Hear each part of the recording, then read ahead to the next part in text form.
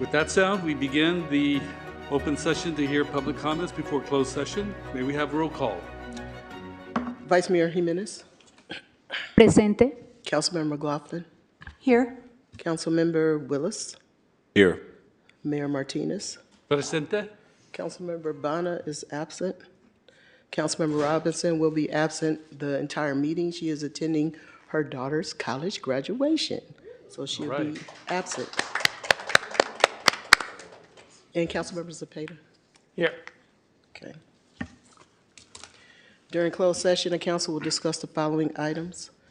Item C1 is conference with legal counsel, existing litigation, David Batiste versus City of Richmond et al., Winehaven versus City of Richmond, Giddyville Rancheria of California et al. Versus United States of America et al., North Coast Rivers Alliance et al., Point Melody Alliance et al. Versus City of Richmond, and Hanley's Hilltop Buick et al. Versus City of Richmond. Item C2 is conference with legal counsel, anticipated litigation. This is significant exposure to litigation. There's one case. Item C3, conference with legal counsel, anticipated litigation, initiation of litigation, and there's one case. Under C4, conference with labor negotiators, agency representatives Sharon Taylor and Jack Hughes, employee organizations, SEIU Local 1021, full-time and part-time units, ILPTE Local 21 mid-level management and executive management units, Richmond Police Officers Association, Richmond Police Management Association, IAFF Local 188, and Richmond Fire Management Association. Item C5, conference with real property negotiator. The property is located at 425 24th Street in Richmond. Home Key Program at Motel 6 location. Agency negotiators, Nanette Beecham, Lena Velasco, and Jesus Morales. Negotiating parties, Nevin Development and Trinity Center, Walnut Creek. Under negotiation are price and terms of payment. We do not have any requests to address the council at this time. Since there is no public comment, we will retire to closed session.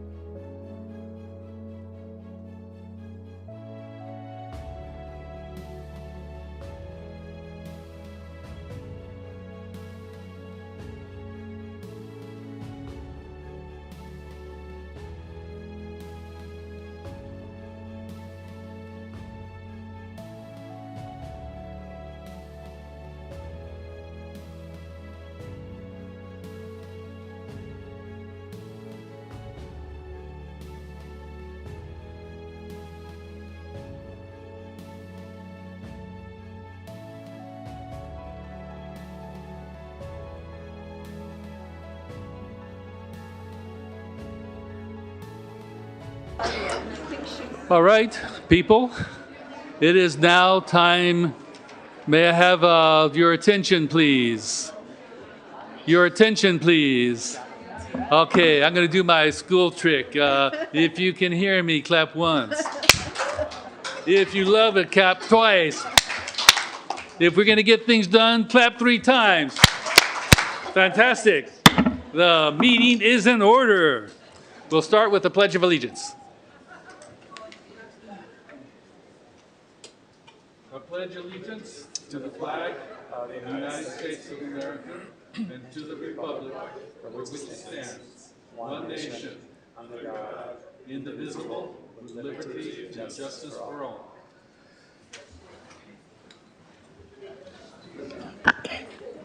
And I want to apologize for starting a bit late, but we had a lot of work to be done in closed session.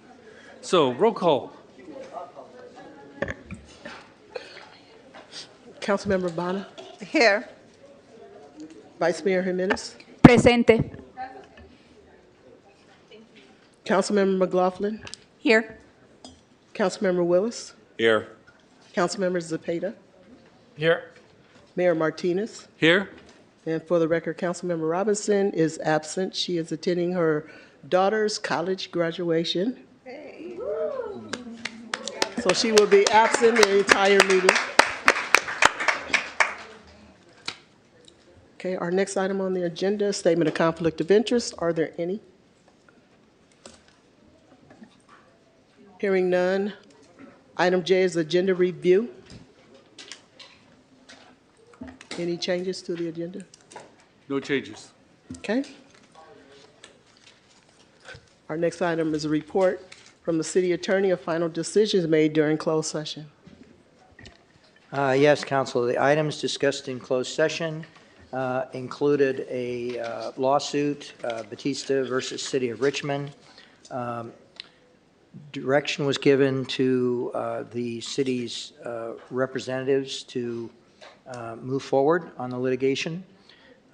With regards to Point Malati, which is the Winehaven, Giddyville, North Coast Rivers items, we gave a status report with regards to that. There was on the issue of attorney's fees, there was some direction given to the city attorney to proceed on that item. There was no reportable action taken. With regards to the item listed, Hanley's Hilltop Buick, the Hilltop Auto litigation, we gave a report on the status of settlement negotiations on that. There was no reportable action taken. We are hoping to have that on a future agenda. With regards to the Craneway matter, we gave a brief status report. There was no reportable action taken. With regards to litigation in one case, there was no reportable action taken on that. The labor item that's listed as C4 was not discussed. That concludes the report.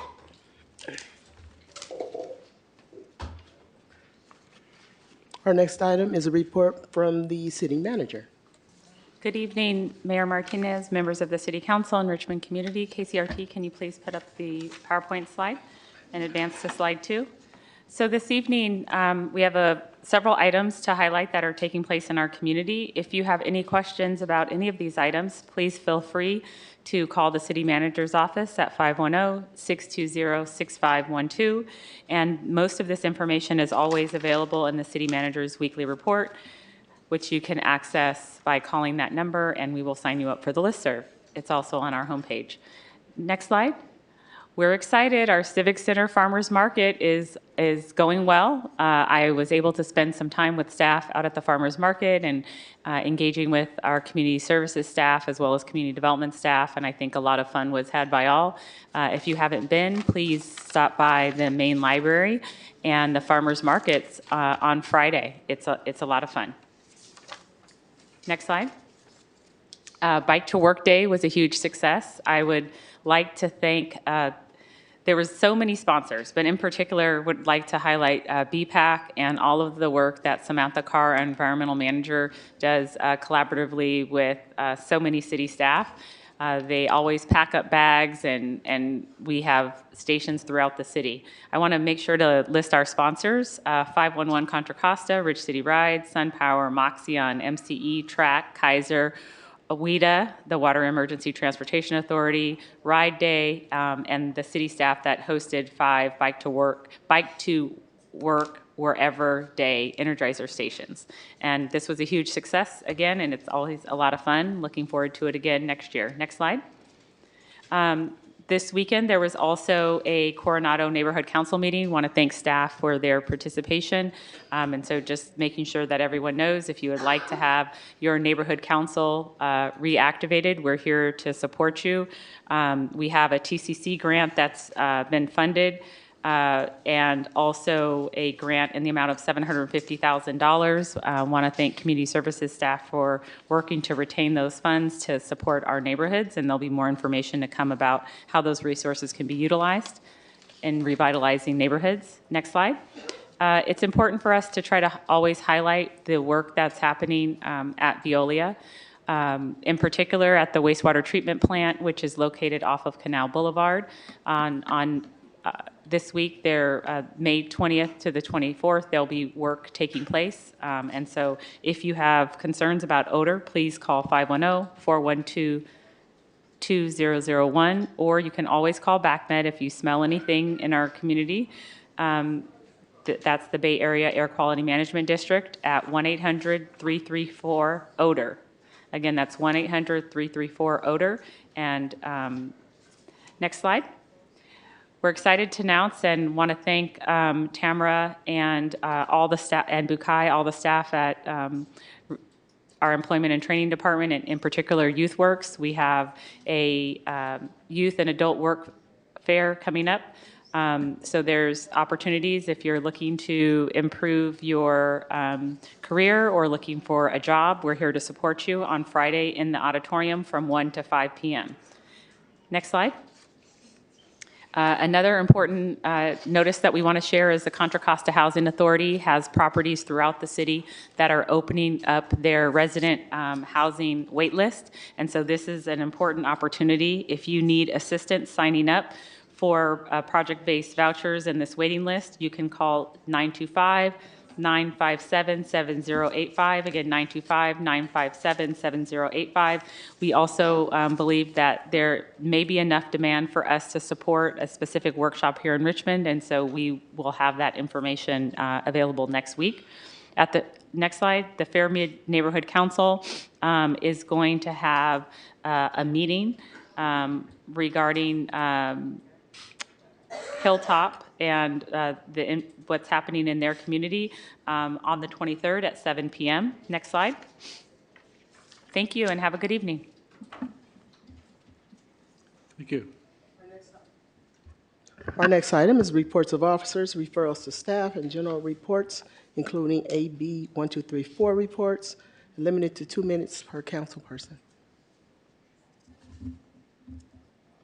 Hi, everybody. It's great to see all of you here. It means that we are doing the business that the community cares in Richmond.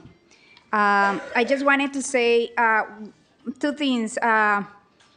Peri Perez event and commemoration of his life, and just kind of like a reminder of what should not happen in Richmond anymore, was held, and an art display was put out to remember, for all of us to remember every day what we need to do in order to stop things like losing a young man in the hands of the police. I just wanted to thank the family who is here, and I am looking forward to hear your comments. I want also to thank Councilmember Bana for organizing the art, and the event, and also the police department for showing up and showing the support and making sure that we are changing in practice, and all the community who show up. And I just wanted to say that one thing that the city council is committed is to make sure that these things doesn't happen anymore. And this is why we are so excited that we are launching the Community Crisis Response Program. And as I said before, if we would have had that response, Peri Parish would have been alive today. And thank you, the city manager and LaShonda White and Sam Bond for working really hard on making the program a success and up and running. And then, yes, the farmers market move. I was there, and all the farmers were really happy that we moved the farmers to the place that was before. It was alive, and I have the opportunity to talk to the providers and the operators there, and they are really excited to grow the farmers market, bring other activities. So the way that you can show support is going there every Friday and buy groceries there and produce is really great, and yeah, support by going there. So thank you. Councilmember McLaughlin? Yes, I was over the last couple of weeks at a number of events. I just want to share.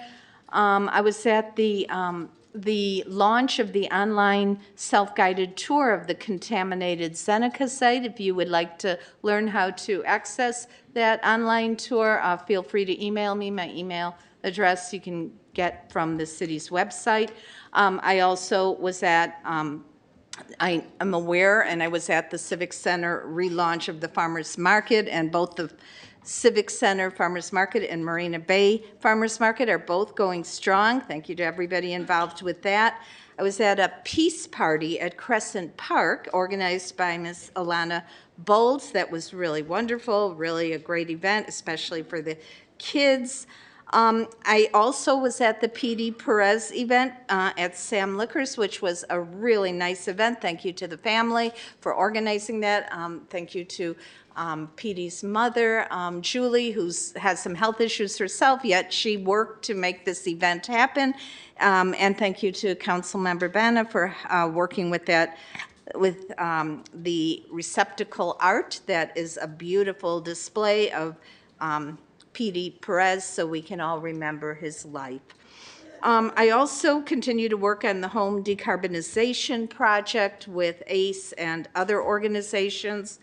I want to announce, and I will announce it at the end of the meeting, but I do want to, at the end of the meeting, a memorial or an adjournment in memory of Bill Pinkham, who was a bicycle advocate in the city. But I also want to announce right now that there will be a memorial bike ride for Bill Pinkham, who we used to call Bicycle Bill, on Friday, June 7th at 4 p.m. And if you want more details on that, again, email me at my city email address. And then lastly, I want to say that Booker T. Anderson is going to be, the grand reopening is going to happen on Thursday, June 6th, from 5 to 7, ribbon cutting at 5:30. The community has been waiting for this for a long time.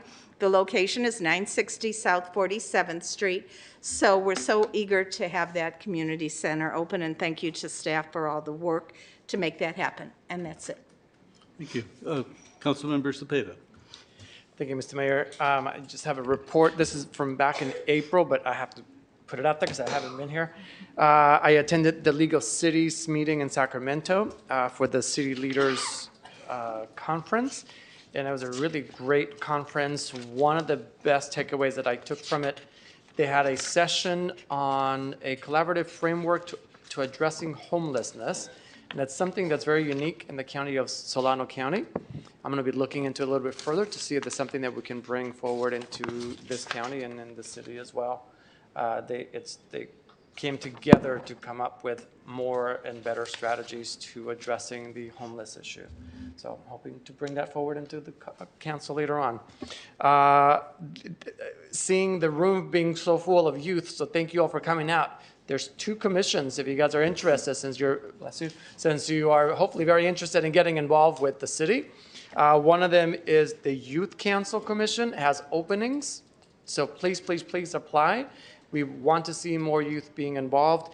And the other is the ECIA Commission, and the ECIA is the Environmental and Community Investment Agreement with Chevron. That one is the one that used to have a bunch of millions of dollars in there, but we still have the commission there, and we're looking for people to get involved to tell us how to better use those funds. So those 2 commissions are open.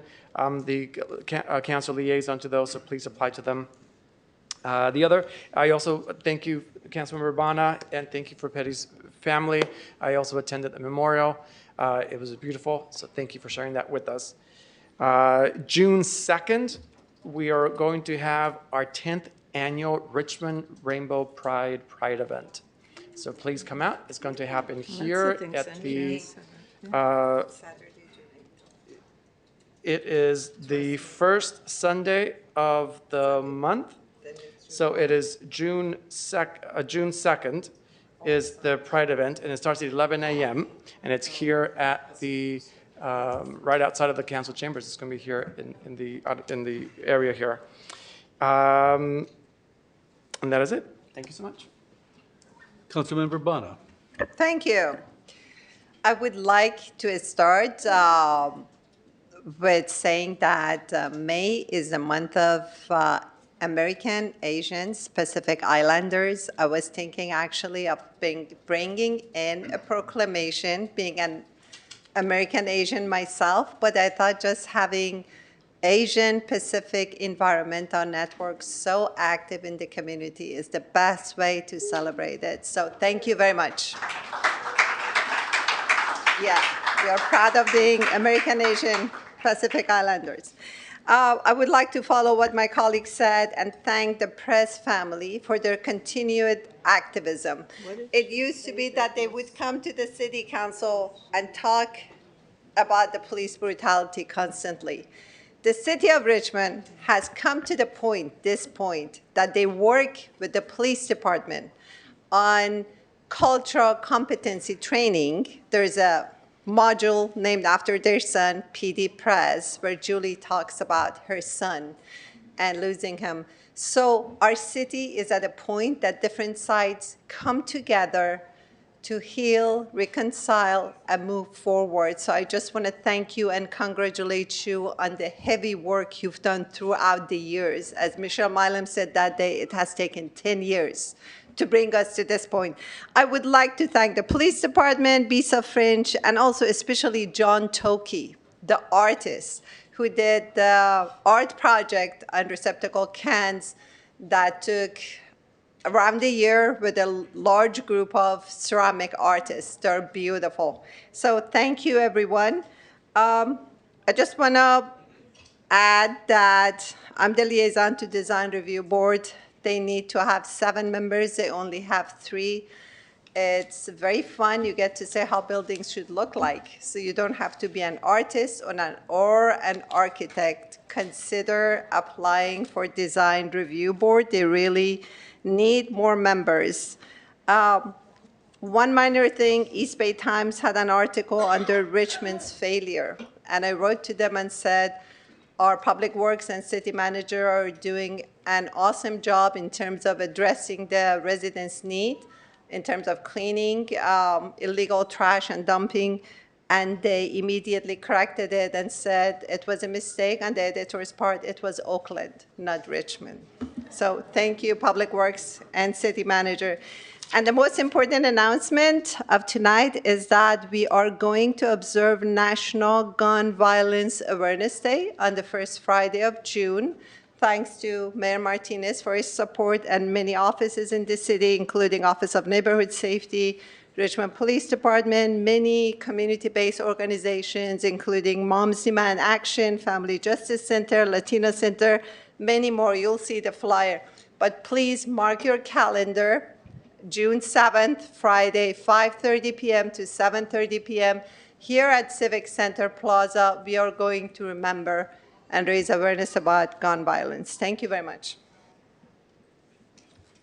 Councilmember Willis. Thank you. And I'll definitely add another +1 to last Saturday's event on 35th and Cutting. It was a beautiful event and very great to gather in remembrance, and just great work to all the work you've been doing just to keep the issue alive and make sure that the city continues to recognize the issue and spreading it regionally too. Also, other thing I wanted to, I participated in a march to stop the violence that gets organized every third Friday of the month with Faith in Action. So they're consistently starting to gather in Wendell Park at 6 p.m. to address violence and human trafficking and making sure neighbors are coming together in solidarity, marching the streets. Last Friday it was good. It was a small group, but just being able to march down 23rd Street and just folks being able to resonate with that, either just coming outside and grabbing a flyer, honking horns, it just was good to be out there, and want to continue to grow that event and make sure more folks participate. So the next march will be at Wendell Park, 6 p.m. on June 21st. Which is the third Friday again, so folks are able to make it out, take back the streets, and fight back against violence and human trafficking. Please show up and join in solidarity with neighbors and community members. And that's all I have to report now. Thank you. Thank you. I'm really happy to hear council members advocating for the commissions. So I've heard 4 of them mentioned already. 2 that weren't mentioned, but I believe should be, is the Economic Development Commission.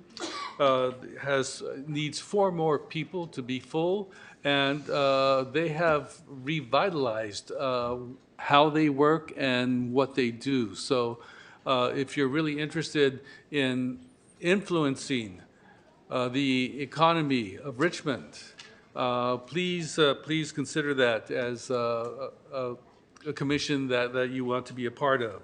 Also, the Richmond-Joshan Friendship Commission has 7 vacancies. This is also a fantastic commission. For instance, it's Richmond and Joshan has had a relationship for 10 years or more? More than 10 years. So we've had a very, very long relationship. They have been very supportive of Richmond. We have had student exchanges, and we plan to have more student exchanges.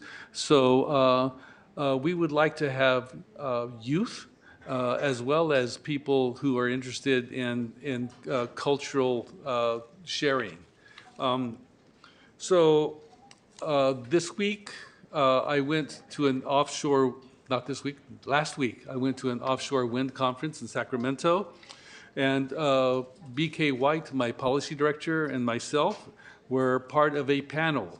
And we talked about a diversifying economy for a cleaner, more healthy environment by port engagement in offshore wind.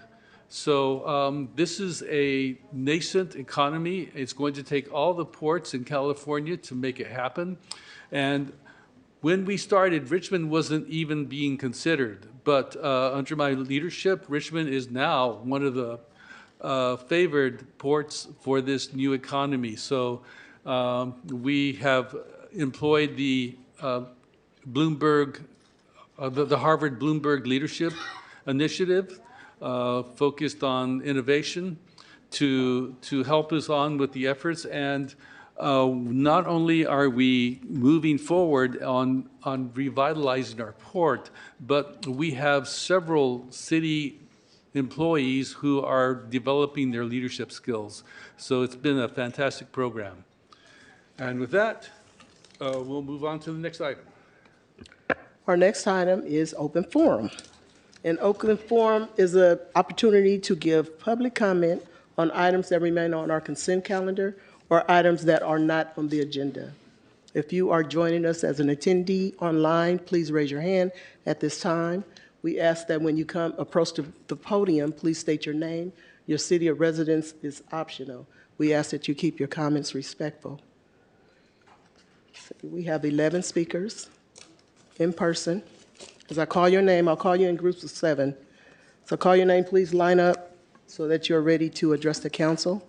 Speakers are Mark Wasberg, Joe Pulio, Cordell Hindler, Patricia Stevens, Rick Perez, and Patricia Perez. You'll each have 2 minutes to address the council. Our first speaker is Mark Wasberg.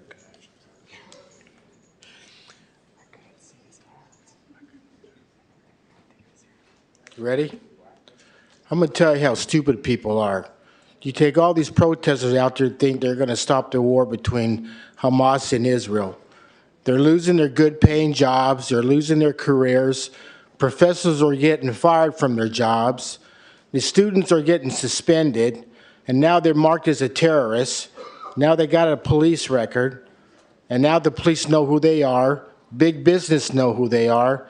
And it's going to be impossible for them to get a job. And now they're saying, we'll do anything to support Hamas.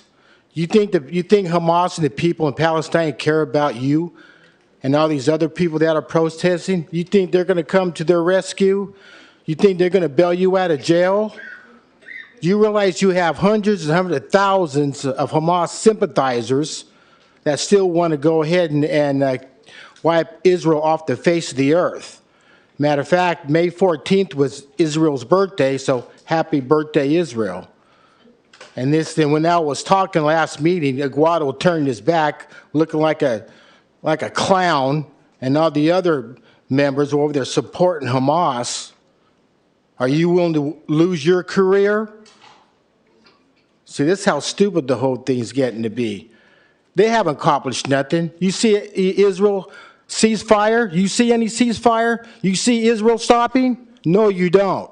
They're going to keep killing and killing and killing until they kill everybody. You see these people, I've been watching these videos, and all these people have been running, and the bombs just been blowing up right by them, and body parts are flying everywhere. Israel don't care. As long as they get Hamas and all their sympathizers, they could care less, and they're going to finish the job. You can protest all you want, kick and scream, but I guarantee you, Israel's going to set up another state in Palestine. I just want to make a quick announcement. If you would like to speak on item Q1, that's the Richmond Refining Tax Act, and you have your hand raised, please wait for that item to be called. Right now, we're doing open forum. Okay, our next speaker is Joe Pulio.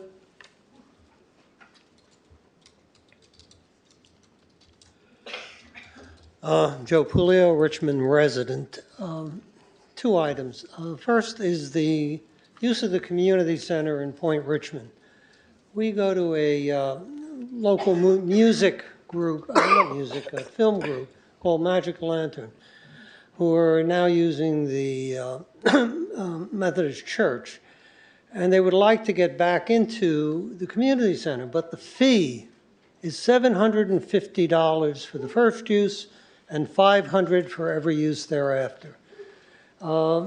They ask for donation, $15 for attendees. They probably do not gross more than $250. A community center should be used for the community, and this is not happening. Something needs to be done. Second item I'd like to talk about are developers. And there needs to be sunset on entitlements. Too often, developers come before the council, before the boards, they get all kinds of variances, entitlements, and then they sit on the property waiting for a buyer. For years and years and years, this property is not being developed. It is not having an increase to the tax base. You need to put a sunset on entitlements. Thank you. Cordell Hindler. So good evening, Mayor Martinez, Council. I have 2 items to address to you. So I am Cordell. I am a very upset Richmond resident. So if you recall, 2 weeks ago, at the last meeting, the majority of the item was about the budget. And once again, city staff has to sit here, wait here all evening to present on their items. No, no, no, no. You need to move them up because that is not fair to them. Because what I just submitted, I just passed out a flyer. It shows that it shows you what happens when if a person does not get a full 8 hours worth of sleep. They can't focus on their work. So I would show some respect because city staff has to be here all evening to present on their items. And they're not only city employees, but they also have families they have to support. So I would hope that this council would show some consideration to your city staff because I promise you, if you don't show them the same courtesy as they show you, they're gonna go to another city. I guarantee you. So that's one. And then the second item on the consent calendar, I do respect that the city clerk should deserve a salary increase because it's not that easy putting all these agenda packets together. It's not that easy. It takes staff to make sure that the agenda packets go out in a timely manner. So I'm hoping that this item, all the items on consent calendar gets passed, and then you should show your city staff some respect because I guarantee you, I'm going to be coming back up to this podium each time to make sure that you treat your staff the same way that they would treat you. So hopefully you'll show some consideration. Patricia Stevens. Patricia Stevens.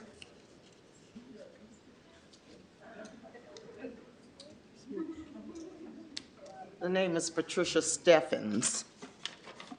I would like to clear that up. I am I've been in Richmond for a long time now, bought my house here.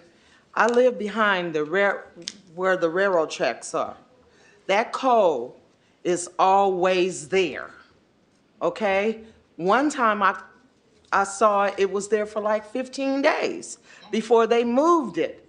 That stuff it's not good for us to breathe that stuff. I can't open any windows in my home because the black stuff comes in.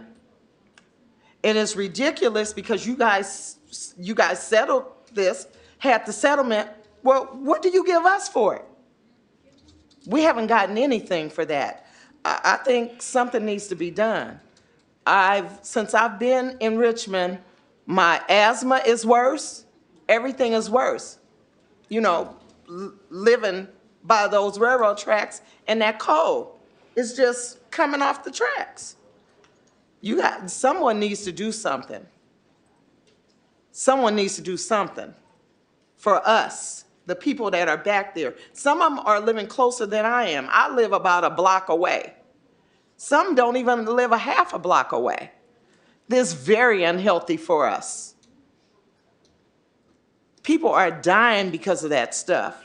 Somebody needs to do something other than you guys got the settlement, but I haven't seen any progress at all.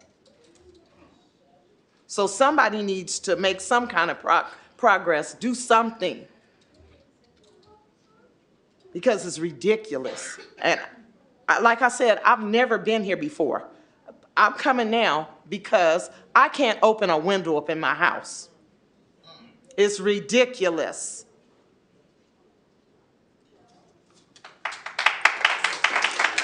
Rick Perez. Excuse me, Mrs. Steffens? Could you give staff your address?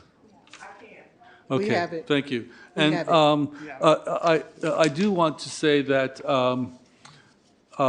we should be monitoring Levin Terminal and the coal shipments. So I will have staff look into where we are in terms of the monitoring.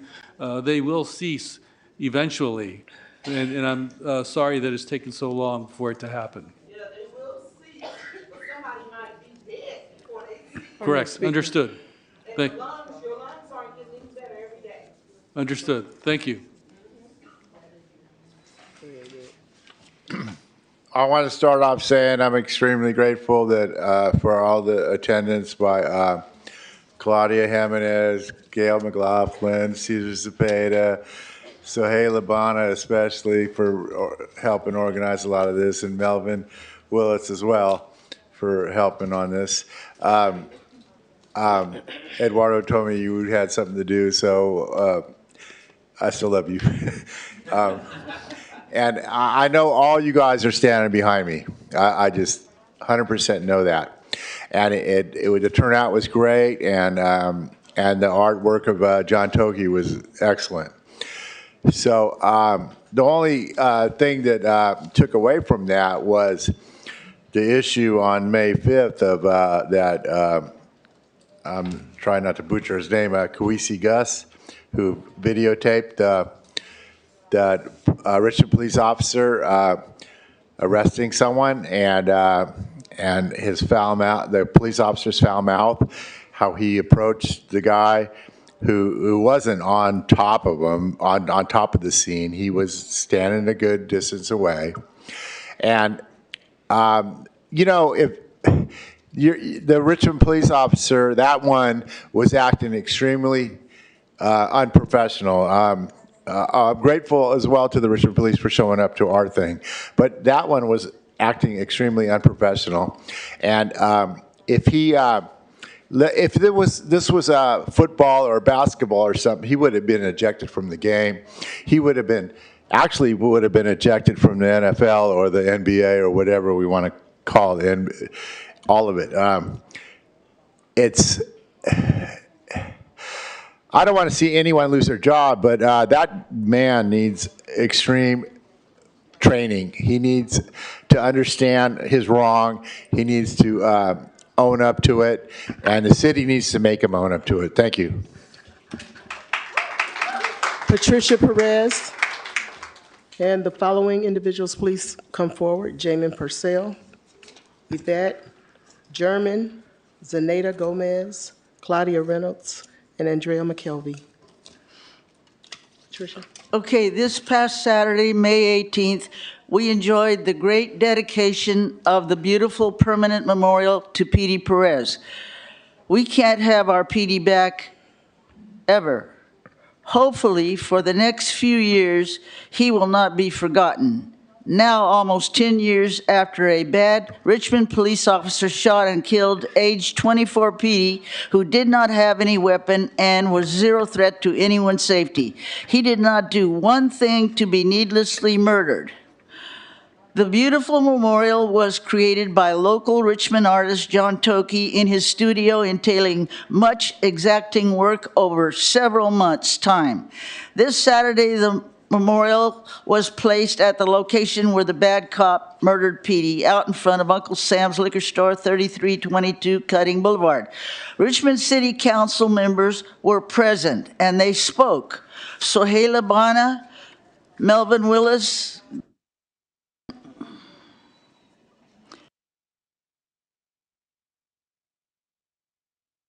Mike's went off.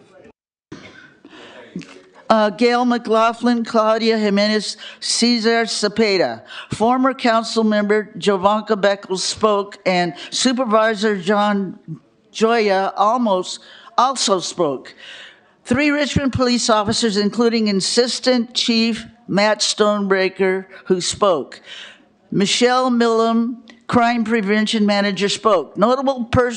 A notable person there who we very much appreciate is Felix Hunzinger, who, if not for him, Petey's case would not have been investigated by an independent investigator or even heard by the Richmond Police Review Commission. Frank Sterling of KPFA was there, Tarnell Abbott, Teresa Russell, at least 6 wonderful friends who helped Julie, about 10 of Petey's friends and friends of Rick and Julie, 6 Oscar Grant Committee members, countless new friends who never met Petey, yet they care deeply. It was a great turnout. Richmond Police still have got serious work to do. Your time has expired. Goodbye. Jamin Purcell.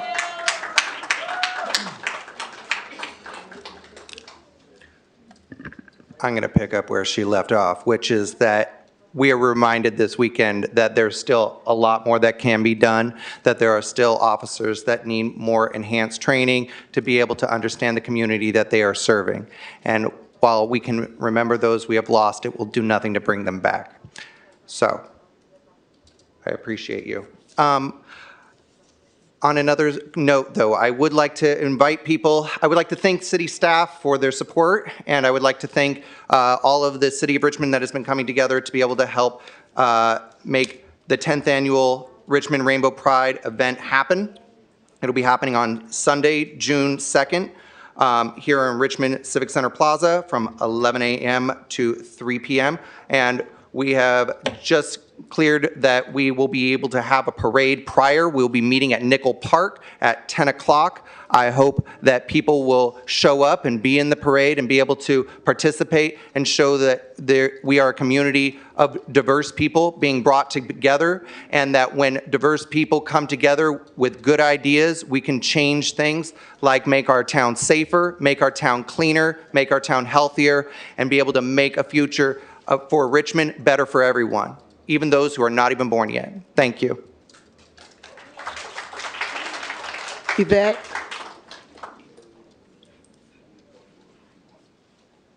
Hello, good evening. My name is Claudia Reynolds, and I'm with the community group ACE.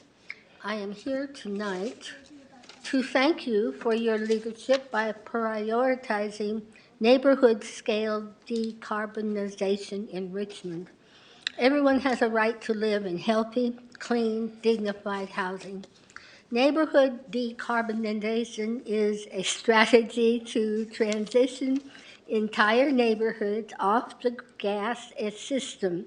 This approach is critical because without coordination, wealthier individuals will electrify their homes and pull themselves off an aging gas and grid. With fewer people on the gas grid, rates will skyrocket, meaning low-income households will be left behind with higher bills. We can prioritize public health by working with Pacific Gas and Electric Company, PG&E, and utilizing additional IRA funding to provide free induction stoves and replacements for emission-causing appliances like gas heaters, washers, and dryers. Studies show that living in a home with a gas stove results in a 42% higher chance of childhood asthma. ACE believes the managed transition should prioritize poor and working-class communities, in particularly Black and brown neighborhoods that have faced disproportionate environmental burdens. Thank you for your leadership and on this important matter. Thank you. Yvette? What was the name? It's I-B-E-T-T-E? Oh, Yvette. Okay. Buenas noches. No hablo inglés, no sé de qué manera me pueden ayudar para interpretar. Me gustaría que... Good evening, I don't speak English. I'm here with interpreter. Okay. Muchas Okay, gracias. Okay. Buenas noches, señor mayor, vicemayor y concejales. Mi nombre es, como les había repetido, Yvette Blandón. Good evening, everybody. Good evening, council members. My name is Yvette. Yvette. Okay. El motivo de estar aquí presente es porque estoy en una situación muy difícil The reason I'm here today is because I'm in a very difficult situation. En la que ya pasé la instancia del departamento de rentas. I've already went through an incident with a rent department. Y no he tenido ninguna solución. Okay. Para que lo entiendan, I haven't got any resolution yet. En el 2022 de junio yo celebré un contrato, mi esposo y yo celebramos un contrato de arriendo. In 2022, we celebrated a rent contract with my husband. Con la empresa Sancos Construction. With the company? Sancos Construction. Sancos Construction. Samcos Construction. La propiedad tenía muchas cosas malas, muchos detalles malos que llevaban de día en día que los iban a componer y nunca los llegaron a reparar. The property had lots of problems, lots of repairs that needed to be made, and they were never attended to. como nosotros queríamos trabajar, empezamos a reparar las cosas que habían que hacer. Se lo comuniqué al dueño y siempre hizo caso omiso, lo único que hacía era llegar a cobrar. Since we wanted our house to be nice, we started to doing the repairs ourselves. We kept talking to the landlord and he didn't respond at all. The only thing he cared about was charging us rent. El punto es que ahora la ciudad llegó y hizo un desalojo por causa justa. La propiedad se compone en un dúplex y una casa en la parte de atrás. The city arrived and they gave us an eviction with just cause. Our apartment is composed of a duplex with another house in the back. La renté por $5,500 más el depósito y como son 3 propiedades en una, pues solo somos 4, no iba a habitarla yo las 3 propiedades, habitamos familiares, después ellos hicieron más grandes la familia, vinieron hijos, se fueron y pues tuve que buscar qué hacer para pagar la renta, pues con la economía no iba a poder pagarla, yo sola. The rent is $5,500. It was various different like apartments. We had different families living. Some family members brought other family members. It would have been impossible for me to pay that rent on my own. De todo esto, el dueño era consciente y siempre estuvo de acuerdo, nunca fue a espaldas de él. Él siempre llegaba a cobrar la renta. En todo ese tiempo sufrí muchas cosas, hasta acoso de que él entraba por la casa sin permiso en las noches, abriendo puertas sin tocar. De repente, cuando lo mirábamos, estaba en el cuarto, estaba en el baño, hasta que en un momento, sin previo aviso, pensábamos que era un ladrón y el stop que le pusimos fue de que mi esposo pensaba que era un ladrón, estaba todo oscuro y se levantó y pues le iba a pegar. Cuando reconoció que era él, se quedó así porque en una mano estaba, nos van a correr de aquí. The landlord was always aware of the different tenants that we had living there. We're always very transparent with this. We told him we never did anything behind his back. He always came to charge rent. Nonetheless, we confronted a lot of harassment. He would enter our home without permission, without asking to. He would come in sometimes at nighttime, to the degree that once we almost got in a fight with him because my husband came out and thought he was a robber. Para resumirles, es que la ciudad llegó, hizo un desalojo por causa justa y adujo que no había luz porque no había luz en la propiedad. Time has expired. Mi esposo había solicitado 2 minutos, yo los voy a tomar. Yeah, your time has expired. Okay, ya se acabó el tiempo. Mi esposo había solicitado 2 minutos. Mayor Martinez, we have a City of Richmond staff person that can help her. Gabino Arredondo is here. Okay, great, fantastic. Could we ask a little bit more time since we're doing consecutive interpreting? It takes twice as long. So you were given 2 minutes, and then you were given another 2 minutes. So it's 4 we have minutes. staff members who can speak with her. Que va a tener un personal de la ciudad que va a venir a hablar con usted. Pero, señor, discúlpeme, ya pasé en primera instancia, me atendieron bien la primera vez, pero la segunda vez ya no quieren Ma'am, your time has ni expired. ayudarme ni nada por el estilo. Estoy aquí porque está en sus manos ayudarme en este caso. No sé qué hacer. She's asked for help various times and she's holding in your hands for help. Well, the man standing behind you will be of further help. Okay. German? Our next speaker is German. I think that's his husband, her husband. Oh,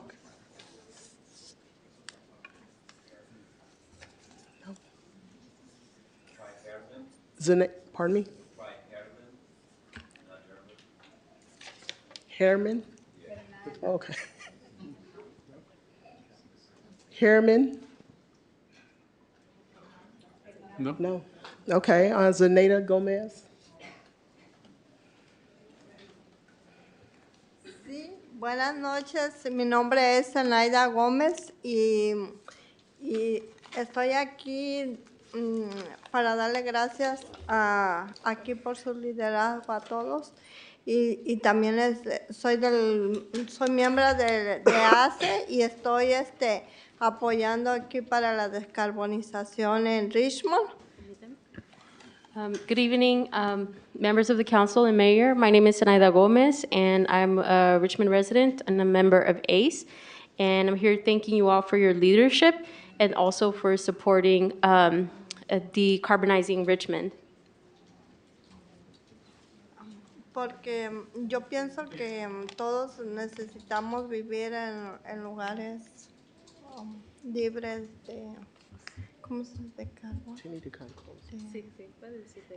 De gas, de carbón, de aire limpio, ¿no? Sí. So I believe that we all should have a home that's healthy, where we're not breathing in gas and fumes and having to breathe all the things in the air, like the carbon and monoxide and all of those things. Sí. Eso quiero decir. Muchas gracias a todos por su liderazgo estoy aquí para vivir, para apoyar y tener una vivienda saludable para todos. And I'm here because I care about making sure that we all have a healthy home to live in, not just for myself, but for everyone in Richmond. Thank you.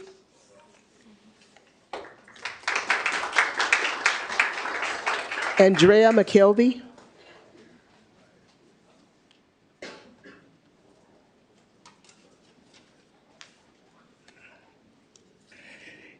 Good evening. My name is Andrea McKelvey. I was a resident of the Castro Street encampment, and I have two agendas tonight. But the first was my car was impounded by the Richmond Police Department. They asked me if I wanted to have my car impounded. I told them no, and they still impounded my car right in here. It was registered, licensed.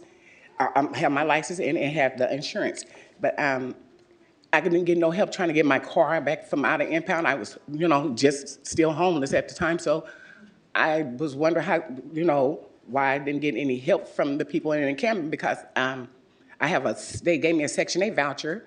And so that means that none of the money was going to be, my portion was never going to be spent for, no rent. So why couldn't they help me with anything else? You know what I'm saying? How can they could have took that money and used it to help me help myself.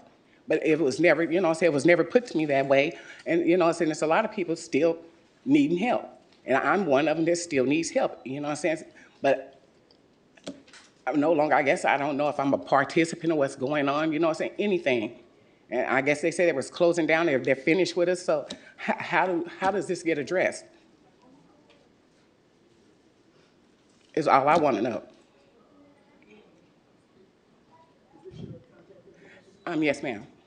Okay, thank you. Staff will follow up.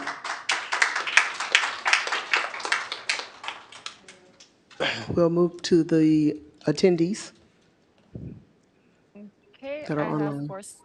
I have four speakers. I have a Zoom user, a person by the name of Jude Enros, Joe Kunzler, and Jesse Tehran. The person labeled as Zoom user, please unmute yourself. You'll have 2 minutes to speak. You can go ahead and start. Please state your name for the record. Hi, are you speaking to me? Yes. Hi, my name is Jennifer Brass, and I have been a resident in Richmond since 2002. And I just want to start by saying I love my city. I am so appreciative of everybody sitting there right now. I thank you from the bottom of my heart for everything that you do. I would like to say that I'm talking about making polluters pay.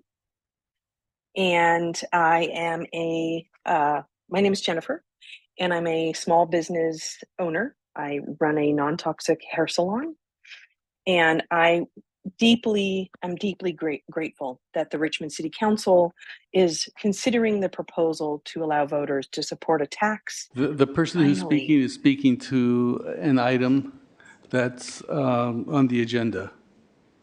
It will come up soon, so you'd have to wait till item Q1 is called. If you can raise your hand at that time. Oh, am I speaking out of turn? Yeah, right now, yes. But if you wait after the next item, it'll be the item Q1. It is the Richmond Refining Tax Act. Oh, okay. My apologies. I'll wait. That's okay. Thank you. The next speaker is Jude Enros. You'll have 2 minutes to speak. You can go ahead and start. Jude Enros, if you'll if you'll unmute yourself, you'll have 2 minutes to speak. You can go ahead and start. Okay. There's sound doesn't seem to be working, so I'll move on to Joe Kunzler. You'll have 2 minutes. Just swore we cannot hear you. Oh. Can you hear me now? It's very, very low. Let me call the two speakers that are in the chambers that we missed. Okay, I'm going to call Kim Gravo and Jesus Galino.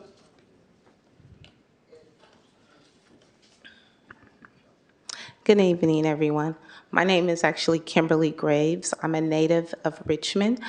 About 20 years ago, I rented my place to a tenant, and now I would like to do an owner move-in. It has been very challenging, not to mention the cost. The tenant has actually given me another residence that I don't own and told me because I have a residence already, it's unnecessary for me to move back into my home. I bring that up because I'm what you would consider a mom and pop landlord. That means that I'm a small business. I'm not wealthy. In fact, I didn't get wealthy off the tenant. In 20 years, her rent went up $775. That's without rent control. And so I'm bringing before you all of us landlords that are being victimized. I was able to look online and find an attorney that was bragging about being able to prolong the case for getting your place back when it's an owner move-in to the point that you could make the landlord lose their property and go into foreclosure. I point that out because I want all the mom and pop landlords that have lost their places to know that they need to come before this council and make them aware of how they're being victimized. I'm a liberal, clearly. I mean, because she's been there for 20 years and the mortgage is what she pays. I don't get a profit. I work 3 jobs. And my attorney actually wanted to charge me over $25,000. And that's what that website was bragging about. Most attorneys are gonna be so expensive, mom and pop landlords can't afford it. So please understand that there are victims out there like myself. And for all of you mom and pop landlords, come and join me and let's let the city council know what's being done to us. Jesus.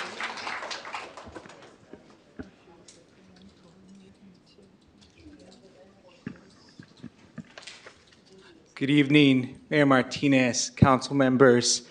I'm going to tell you about this awesome free summer program. But first, I want to tell you a little bit about myself. My name is Jesus Alfredo Galindo. I've had the privilege of being a teacher at Lincoln Elementary, which is about 7 minutes that way. I've had the privilege of teaching first grade TBE, third grade DLI, and fourth grade DLI. I've also had the immense privilege of being a leader for the United Teachers of Richmond. And the reason I'm here today is because I've recently had the immense honor of becoming Aim High's CEO. Aim High is an absolute free summer enrichment program. We've been in Richmond for about 6 years now. We are a summer enrichment program for 5th, 6th, 7th, and 8th graders. Once again, we're completely free. We are a nationally award-winning program. We've been recognized by the White House. And I'm here because I really believe that students, regardless of their background, deserve access to high-quality learning year-round. And that's one of the things that we do at Aim High. We are located this summer at Helms Middle School. Our starting date is June 24th to July 26th. Did I mention we are completely free and awesome? Also, the reason why we exist is because we believe summer matters and summer should be different for our students. One of the things that makes us unique is at the heart of everything we do, we focus on developing the whole child. We focus on recruiting the educators that make feel like all our students belong. I've had the privilege of being a part of the organization for the last 10 years. Aim High es un programa de verano completamente gratis. Empezamos junio 24 y el último día es julio 26. Es completamente gratis en la escuela de Helms Middle School y aceptamos estudiantes de quinto, sexto, séptimo y octavo grado. Thank you so much for your time. I'll be near that pillar if anybody wants a flyer. Hope you have a wonderful rest of your day.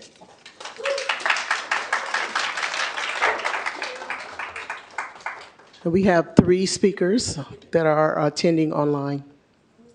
Okay. Can you hear me now? Yes. Okay. So the first speaker is Jude Enross. You'll have 2 minutes to speak. You can go ahead and start. Jude Enross.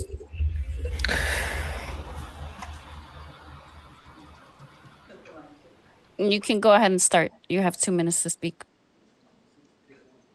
Okay. They seem to be having audio issues, so I'll move on to Joe Kunzler.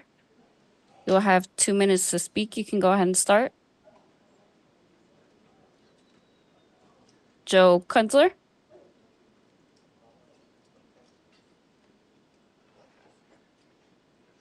You'll have 2 minutes to speak. You can go ahead and start. Okay. They seem to be having audio issues as well, so I'll move on to Jesse Turan. You'll have 2 minutes to speak. You can go ahead and start. Okay, can you hear me? Yes. Okay, wonderful. So my name is Jesse Turan. I have been a Richmond resident for 20 plus years. I am now unhoused. I live in a bus. I recently was on the official City of Richmond website looking at the strategy to address homelessness. And the thing that I noticed is that there's very little emphasis on building long-term permanent housing for homeless residents. And that is the only thing that will actually solve the problem. I believe that Richmond needs to start building mobile home parks for chronically homeless and disabled individuals, as this can be built at a fraction of the cost of traditional housing, apartment buildings and such. And it could be built on land that the city already owns. Mayor Martinez, he was saying that the city is looking into wind energy, make the housing linked to enrollment in job training and skills training programs. Make those programs be about alternative energy. And that way, instead of homeless people, you get a skilled workforce that will attract businesses to the area and benefit the entire economy of Richmond. What else? Oh, yes, someone from ACE was speaking about concern over gas stoves. I encourage all of you to investigate homebiogas.com, which is a technology that takes organic waste material and captures the methane emissions and uses those methane emissions so that people can, for heat and cooking within the homes. And the only byproduct is nutrient-rich soil. Your time has expired. Thank you. And there are no more public speakers.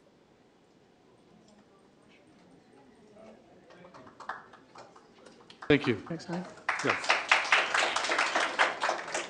Our next item is approval of the consent calendar. Do I have a motion? I'll move to approve the consent calendar. I'll second. Moved by Councilmember Willis, seconded by Councilmember McLaughlin. Roll call. Councilmember Bonner, Yes. Vice Mayor Jimenez, Yes. Councilmember McLaughlin, Yes. Councilmember Willis, Yes. Councilmember Zepeda, Yes. Mayor Martinez. Yes. The motion passed with Councilmember Robinson absent. All right. Next item. Our next item under public hearing is item P1, is to adopt an urgency ordinance pursuant to Government Code Section 65858, extending the temporary moratorium on the issuance of any new permit, a license, or entitlement for any new tobacco retailer in the city of Richmond for an additional 10 months and 15 days until April 15th of 2025. This ordinance is intended to preserve the status quo and it will not cause a direct physical change in the environment nor a reasonably foreseeable indirect physical change in the environment. The enactment of this ordinance, therefore, does not constitute the approval of a project under the California Environmental Quality Act, CEQA, and it is exempt from CEQA.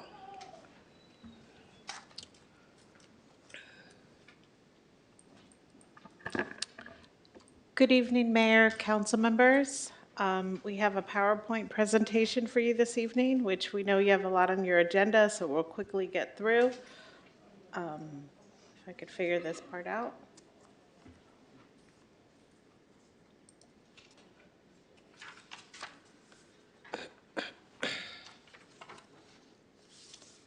Okay, are you able to see the PowerPoint? Okay. So as the city clerk mentioned, I'm Lena Velasco, Director of Community Development, Eva Mand, Code Enforcement Manager, as well as Hector Rojas, our planning manager, is available via Zoom. So the item this evening is to hold the public hearing and then adopt an urgency ordinance, which would extend the current moratorium for another 10 months and 15 days, expiring April 15th, 2025, or until updated regulations are adopted by the City Council. Just as some background for the council and the public, we've been receiving numerous complaints regarding the increased number of smoke shops and tobacco retailers throughout the city. Upon doing some investigations, many of the complaints we were receiving were not obtaining the required tobacco retailer's license. In addition, we believe that based on some site visits, we've seen some currently licensed retailers that have violations and that they're selling products that are currently prohibited. So with that in mind, the City Council adopted an urgency ordinance in April for a 45-day temporary moratorium that is set to expire on May 31st, if it's not extended this evening. The proposed urgency ordinance extension would continue the prohibition of issuing any new license or permit for any tobacco retailer. However, it would allow legally operating tobacco retailers that existed as of April 16th, which is when the first moratorium was adopted, to continue, as well as to obtain renewals. However, the city would still reserve the right to suspend or revoke any license if during our inspections we do find that they are in violation of any of the current regulations. The extension of the moratorium would require 4/5 votes of the council, meaning we need at least 5 yes votes in order for the moratorium to be adopted, and it would extend it until April 15th, 2025, or until new regulations are adopted. In addition, the moratorium extension did require a public noticed hearing, which we worked with the city clerk's office to do that. It also required that the city publish a 10-day report describing what measures we've taken to alleviate the problems that resulted in the adoption of the moratorium. And so we've attached that report to the agenda report, as well as it's published on a web page. So just as brief description of some of the measures we've taken, we've been developing a community engagement plan around community workshops, including a list of stakeholders to engage in the community input process, which would include merchant associations, neighborhood councils, as well as stakeholder groups working around tobacco access. We've also assembled the legal team that we will need to help us study and implement the recommendations contained in the ordinance, as well as enforcement actions that will be necessary to make sure tobacco retailers are in compliance. We've also prepared a draft scope of work for a planning consultant. Currently, this evening, the council considered our on-call planning consultant list, which we will be using an on-call contractor to help us develop the regulations, as well as study those from other cities on how they regulate tobacco retailers. We've also started to compile and review other municipal codes and looking at how other peer cities are regulating tobacco retailers and learning from their process and seeing if that's adaptable for Richmond's purposes. We've also assembled an interdepartmental as well as interagency team that will be tasked with the enforcement and review of current licensed and unlicensed retailers. And so this will include from staff from code enforcement, planning department, as well as our police department and fire department. We've created a website where we will post information as well as allows the public to sign up for our listserv where they can receive future notifications of any community workshops and meetings or public hearings on this item. We've also started developing a list of retailers with current licenses, those with expired licenses, as well as those operating with no license at all. Some of the items that were described in the urgency ordinance that we wanted to address in a future ordinance would be to revise the definition of tobacco products to expressly include vape products, as well as vapor smoking devices, revising the definition of a youth-populated area to include community centers and aquatic centers, which our current definition does not. Also increasing penalties for violations, and as well as reviewing our licensing fees and licensee restrictions, and then studying as to whether or not a conditional use permit process would be appropriate and effective for regulating tobacco retailers within the city. So just in summary, some of the next steps that we're working on is we're finalizing our maps. We are seeing that there's a significant concentration of retailers in certain areas of the city, particularly around major commercial corridors. We're also in the process of onboarding contract code enforcement officers because we currently have 2 vacancies in the division. And we do acknowledge that it's going to require additional resources. And so we've been working with our unions and working through that process, and we're in the process of onboarding our contract employees while we do the recruitment for our full-time employees. We've also been working with our legal team to develop notices of violations as well as a cease and desist letter when we do find that operators are operating in violation, and then other notices necessary for enforcement actions. We do anticipate that we're going to begin in earnest our inspections, enforcement inspections in June. And so we will report back to the council on how that's progressing, probably when you return from recess in September. So in summary, we're happy to answer any questions, but we ask the council to open the public hearing, receive public comment, and then adopt the urgency ordinance. Thank you. I would like to open public hearing now. Do we have any speakers for or against? We do not have any speakers in person. We have one speaker online, but I think this is the same speaker that wanted to speak on item Q1 under new business, but we can double check. Okay.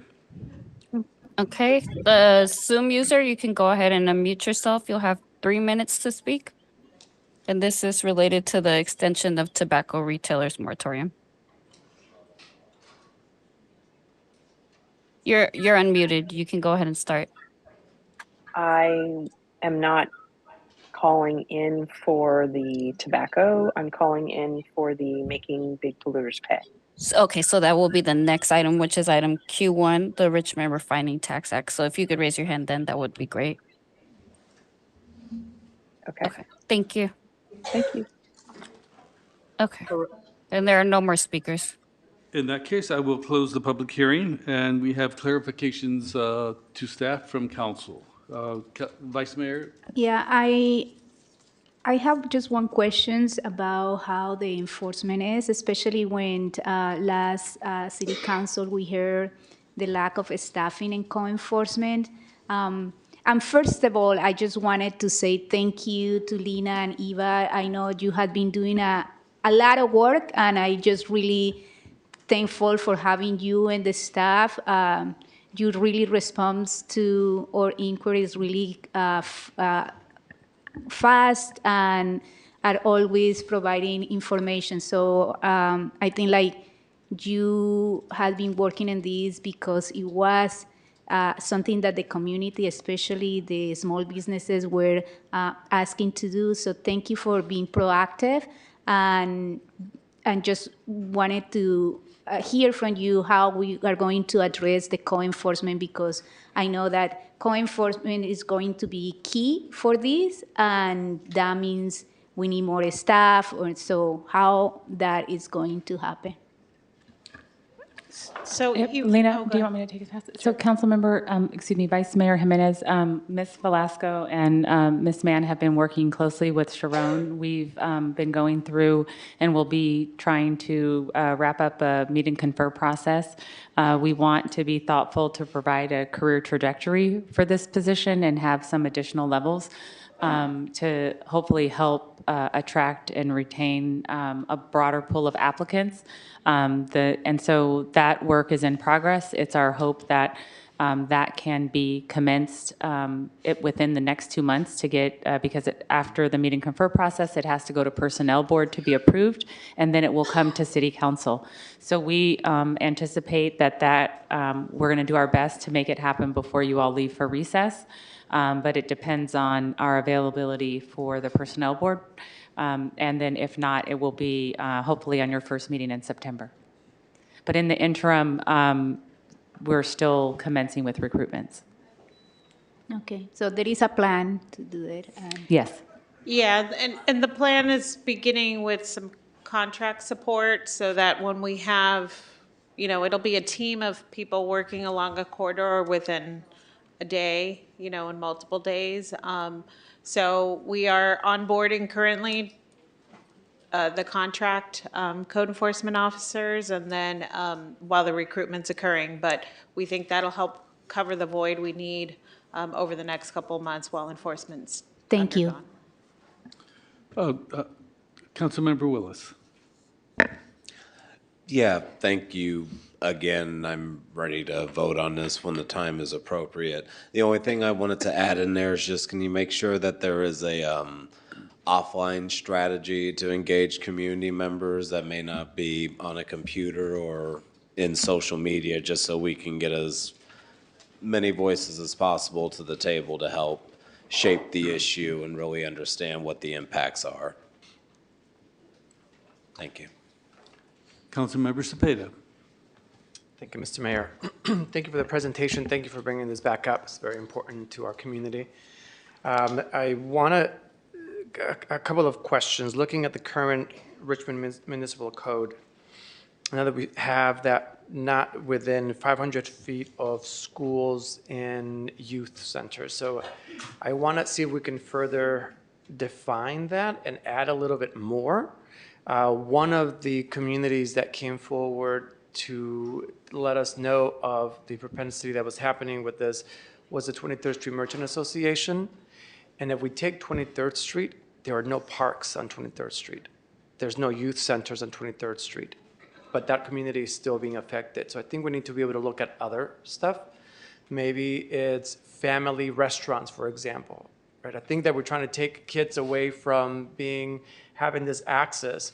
And if they're going to a family restaurant and right next door they're selling this paraphernalia, it's going counter to what we're trying to do. So if we can expand on that and looking and knowing that our communities, not everyone has all the descriptors that we have in the code, like the parks. So if we can take a look at that, please. And then what is it that we're doing for those currently? I saw that in there. What I would like to see if is a time frame or timeline of sort of the next steps, even in small steps. If we know that they're unpermitted, are we going after them next month? Or are we going to go after them until a year from now? Or what is it that we're doing so we can start in small chunks? This is a huge elephant, but we have to eat it a bite at a time, right? And I would like to learn more about those small bites, especially in those really affected communities. Yeah, I think the plan right now is to kick off the process in June, starting with those that have no permits. And then, we're going to work down the list. We are estimating currently we have about 112 tobacco retailers, which is about 1,000, one retailer for every 1,000 persons, which we think is very significant. But under licensed retailers, we only have 59. So we know more than half are unpermitted. So we have a lot of work to do, and we anticipate at the beginning the process may be slightly slower, but as we get more experience, it'll move quicker. But it is our intent to focus this summer so that when we come back in the fall, we'll have hopefully shared some good progress. Mayor, if I may, so Ms. Velasco, for the good of the order in the conversation, can you please briefly state what will happen to the businesses that are not in compliance, since those are the ones that you'll be addressing first? And some of those may be in the area that Councilmember Zepeda was inquiring about. We do believe that there's a lot unpermitted on the commercial corridors, McDonald, Cutting, 23rd Street. So we're currently working with the legal team on various notices. We do believe that some will be issued a cease and desist immediately to stop selling. And so what we're working through now is the details is, are we confiscating material? Are we not? So those are still questions we're working through, but which is why we need a few more weeks to really kick off the process. But we do believe that we have the enforcement ability within the ordinance, and so we'll be pursuing, to the extent feasible. Now, are we giving them options to switch business models? So instead of selling tobacco, they just sell T-shirts? Yes. Or something? Yes. And We're then are we not also telling closing them them as a retailer, but they will be restricted from selling tobacco. Okay, and then are we also giving them a business license permit? Because I'm assuming they also don't Some have of them that? have business licenses, but they don't have the additional tobacco retailer's license. Okay, thank you for that. What additional staffing do we need, or what does this look like in terms of the plan that you're coming together? And you might not have that answer yet, but is that part of the plan to figure out the staffing needed?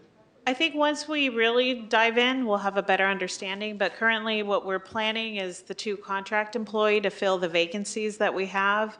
It'll be a larger team, similar to how we do code enforcement actions. That'll include a fire inspector, possibly a police officer. And we'll also be working with the county as well. We'll also be working with the tobacco prevention team from the county. So we will be pulling together a task force and with multiple agencies in order to do a comprehensive enforcement on those retailers. Perfect, that's good to hear. And my last question, what can or should the code enforcement versus RPD, and it sounds like also maybe the county, currently, is anyone able to do something other than the other? Is all 3 partnering, RPD and code enforcement, or because I think the municipal code says this is under RPD? I think in the past it was under the regulatory unit within the police department, but it was transferred over to code enforcement now for 2 years, 3 years? About 3 years. And so, it was also at a time during COVID and other things. So, we're now poised and ready, and we're starting the process. The moratorium too, we'll be working with the planning division to make sure that we update the regulations. So we'll come back with various reports back to the council and sort of provide progress updates both to you all and the community. And if I may, Mayor, if we need to adjust staffing, we'll be able to analyze how it goes in the first couple of months. And then as we're doing the meet and confer process, then we can come back when you all return from your recess and let you all know if we need additional resources at that time. Perfect. Thank you. No further questions. Thank you so much. Councilmember McLaughlin. Just a simple question, and you might not know right now, in which case it's fine. But it does state in the agenda report that the council may subsequently extend the moratorium for another year. Do you think that might be needed, or are you thinking this April extension is sufficient? We think we can complete and bring forward new regulations to the city council before the expiration. So we're hopeful we don't have to extend it beyond that. Okay, thank you for that. Yeah, this issue is more than smoke shops. The other issue is the selling of products with THC and CBDs. I believe that our ordinance keeps those items solely at dispensaries. but they seem to be propping up everywhere. And I think the fact that cannabis has been made legal as a recreational drug is the impetus for these smoke shops. Because I believe, having visited some of them, that the primary selling point is cannabis. So I've also seen CBD items showing up at gas stations throughout the city of Richmond. So I think that's something that also needs to be revisited, whether or not THC and CBD products should remain in the purview of our cannabis dispensaries, or whether we want to extend them so that they're sold everywhere. You know, I think that if we do go that route, we'll have the issue of you know, cannabis being sold as widely as cigarettes or alcohol. And, you know, I think we need to consider what kind of city we want for our youth. So when we consider looking at the ordinance and code enforcement, we should also include whether or not cannabis should be sold only at our dispensaries. Yeah, thank you for the information, and we'll look into that. Yes, Councilmember Willis? Yeah, to the mayor's point, I have not only noticed that in Richmond, but I've actually noticed, like, I guess generic CBD products be sold in grocery stores and other parts of the city, and I never really knew like what the laws were in terms of regulating that. So that would just be good for us to know in general, to make sure there isn't like a technicality or something that we can really capture. And the other thing that I want to say is I don't know how you're going to, I don't know what the questions look like engaging with the community, but I do know the kinds of complaints that I get emailed to me, and I just wanted to make sure that whenever we're engaging community members, we're capturing exactly what they're noticing, like what are their issues with the smoke shops, what are the things that they're noticing, what are the things that they're experiencing, and how that impacts them, like making sure that that's being deeply captured so we get a real good picture on why this is an issue. So that's it. I'm just willing to move the item. Okay, Oh, so. I was waiting for that moment too. All right, well then we have a. Second. But it's a public hearing, he needs to end it. That's right. So, the public comment has been ended.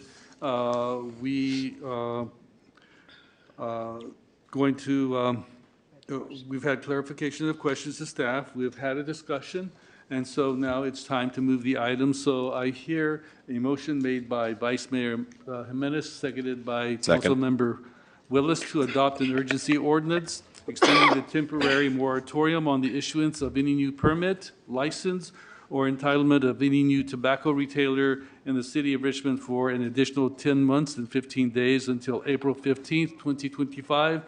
And with the addition of looking into laws concerning the selling of cannabis items outside of the dispensaries. Okay, so roll call. Councilmember Bonner? Yes. Vice Mayor Jimenez? Yes. Councilmember McLaughlin? Yes. Councilmember Willis? Yes. Councilmember Zepeda? Yes. And Mayor Martinez. Yes. The motion passes with Councilmember Robinson absent. Thank you. Next item. Thank you, Lena, and thank you, Eva. Yes, thanks. Thank you. Thanks to the staff for all the hard work that they've been doing on all fronts.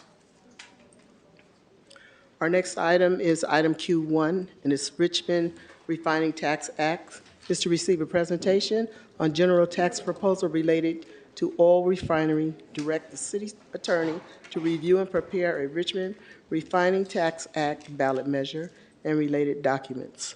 We do have 41 speakers in person. And each person will be allowed up to 2 minutes to address the council when it's time. If you are joining us as an attendee on Zoom, please raise your hand at this time. All right, Vice Mayor? Yeah, thank you. And thank you, Mayor, for introducing, co-sponsoring this item with me. Every year, Richmond has to choose between important things to fund, including sometimes to not fund the needs in various departments. And this is because big companies and polluters in our community are not paying their fair share. These decisions affect residents and workers' life every day, even as big polluters continue to cost our families millions in healthcare bills. I hear from residents every day, families who pay their taxes, about the city services they enjoy and want to see here in Richmond.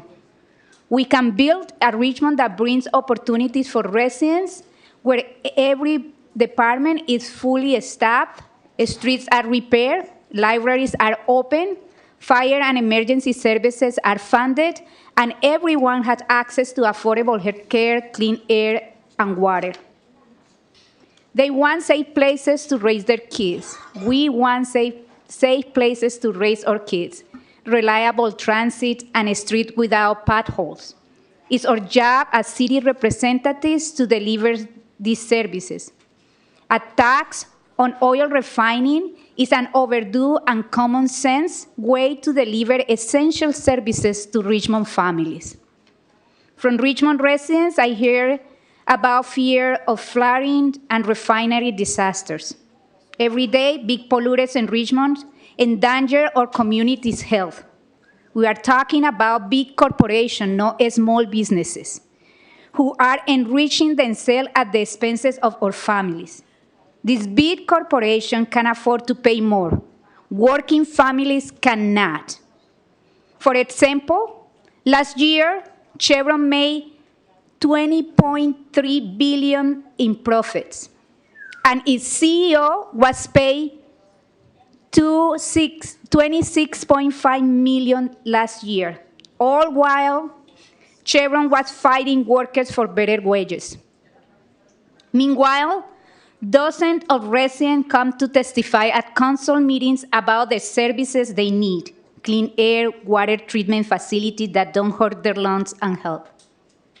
When polluters pay, we can operate on a balanced budget without having to worry about fully funding a healthy and safety Richmond. When polluters pay, we can grow general fund revenue and better support our community's future with fully funded youth services such as job training programs, violence prevention, and health services.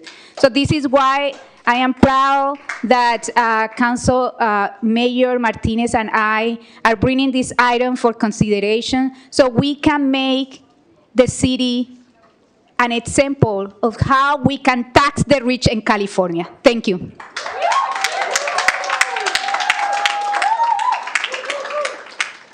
So, as many of you know, before I was mayor and council member, I was a public elementary school teacher in Richmond for nearly 2 decades.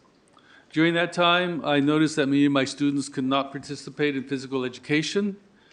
These children had such higher rates of asthma and other breathing problems than did other students in other districts.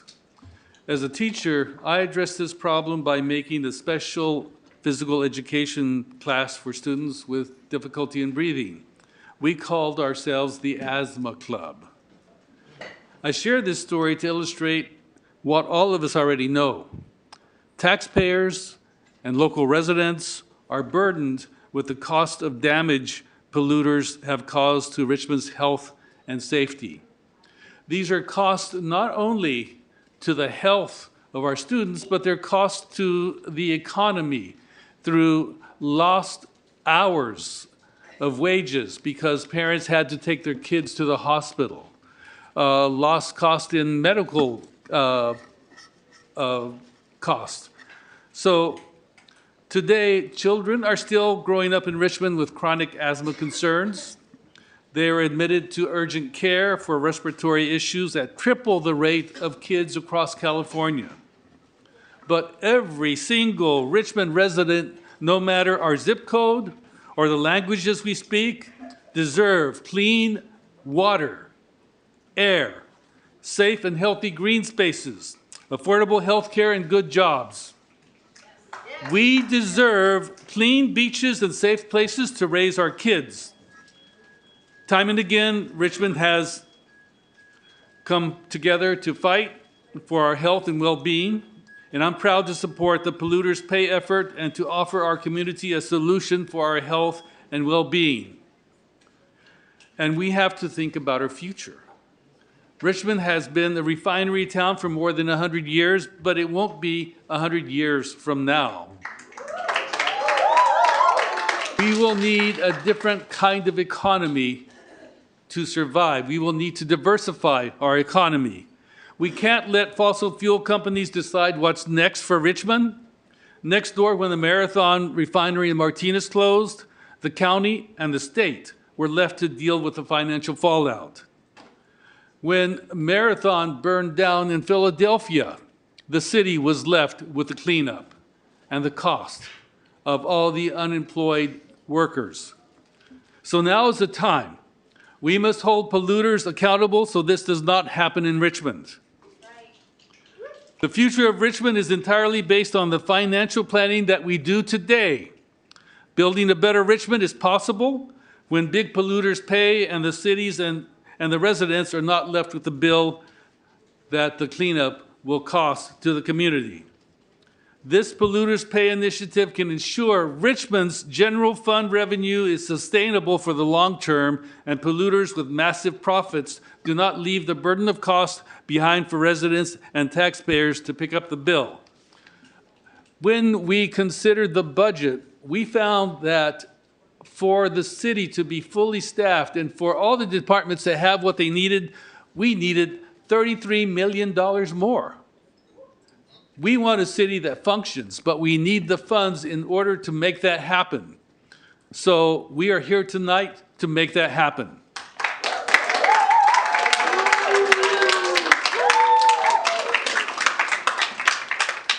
So, do we have speakers? Oh, yes. Okay, as I call your name, please come forward, and please forgive me if I pronounce your name incorrectly. Oh, wait, sorry. I got so excited that I wanted to hear the speakers. I forgot all about the presentation. It's best that we know what we're voting on. So thank you. Let's hear what you have to say. Good evening, Mayor, Richmond City Council, and community. My name is Shiva Mishik. I'm Chief of Staff to the Mayor. I am just kind of sitting as point to our main presenter this evening, and I will let Carrie introduce herself to you all.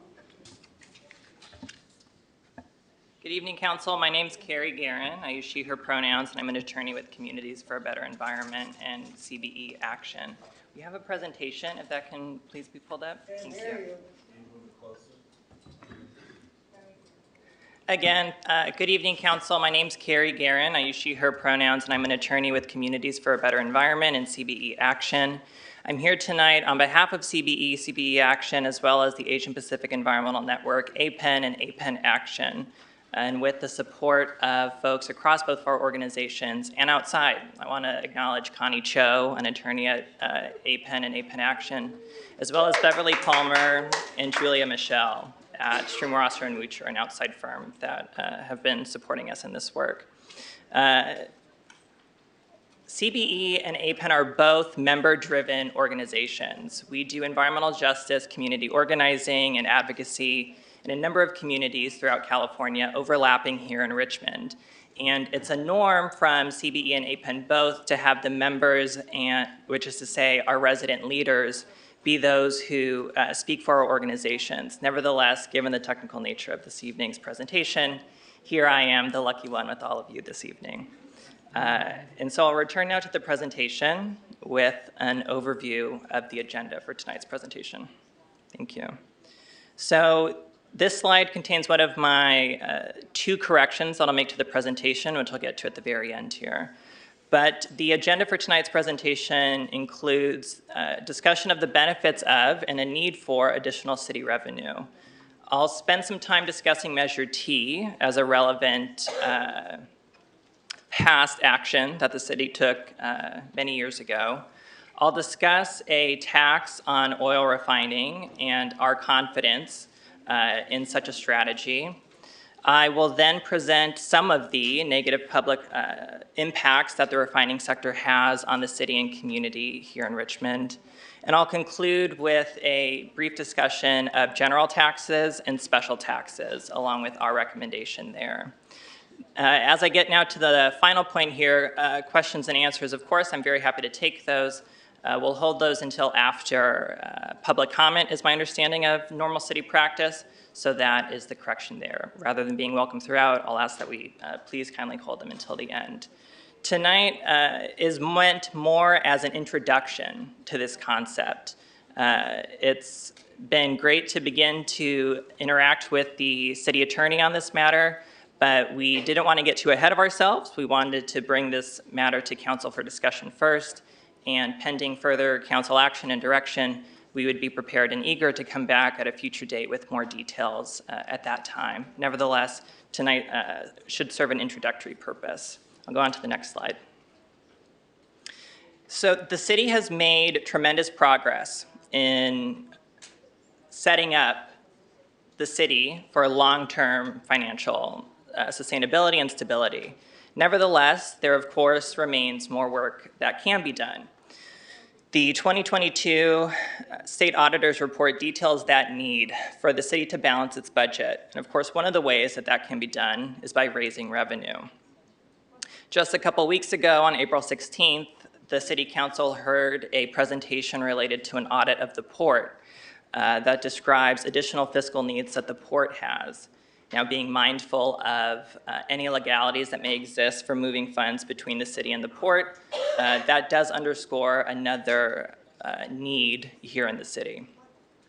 And just this month, there was a presentation related to the upcoming fiscal year's annual operating budget, which forecasted a $34 million gap between departmental requests for current city programs and the available revenue. And five-year forecasts in that same document then predict that it will be impossible to balance the budget without new revenue. Go on to the next slide. And so the opportunities that come from tonight's proposal are many, including addressing some of those previously listed items. In general, the city could shore up its fiscal position with new revenue. The city could also save reserves for future economic disturbances to maintain future public sector employment. The city could seed new industries to reduce economic and tax-based reliance on any one industry, reflective of the Blue-Green New Deal proposals and perhaps resonant with the mayor's comments before the open public comment earlier this evening. And of course, the city could use the new revenue to mitigate the negative impacts of refining, which I'll discuss in greater detail later on this evening.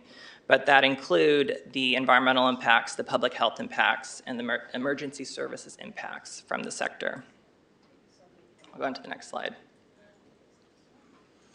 Measure T, if it sounds familiar, I'll catch everybody up to what happened there and how that informs a path forward. Measure T was a ballot measure that was passed by the Richmond voters by 51.51% back in 2008 and was then challenged in court. Measure T was struck down in court, and it was struck down for two reasons.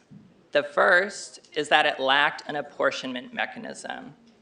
Apportionment refers to the process by which a taxing jurisdiction modifies the tax liability that they impose according to how taxes may be imposed in other jurisdictions. It essentially helps protect taxpayers from being double taxed on the same thing.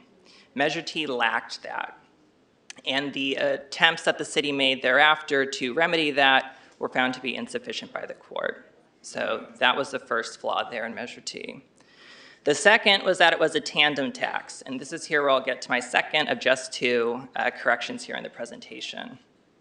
A tandem tax describes where there is a design that allows for the city, for example, to collect on what would be the greater of two mechanisms. That's what I mean by tandem tax. It's that greater of two, where the city gets to pursue that which is higher, right? And so the two were, and here's the correction, the value of the raw materials used in the refining process, or on an employee headcount. Whichever would generate more revenue, that was the basis for tax under Measure T. Now, courts tend to view those with more skepticism. They approach them and apply greater scrutiny to those measures.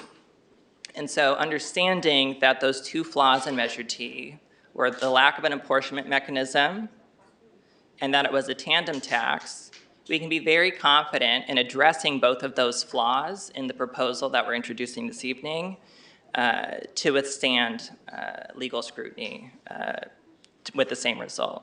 I'll go on to the next slide. Following Measure T and a number of other actions, there was a settlement agreement that was reached. And that 15-year settlement agreement is sunsetting on June 30th, 2025. That settlement agreement froze any new taxes from applying to the local refinery here while that agreement was in effect, including Measure U's gross receipts tax and edits to the user utilities tax. But once that agreement expires on June 30th, 2025, all city taxes will apply to the refinery as currently on the books, and the city's ability to impose new tax liability returns without any of the complications of the credit calculations that are currently contained in that settlement agreement. I'll go on to the next slide, which brings us to the topic of the evening.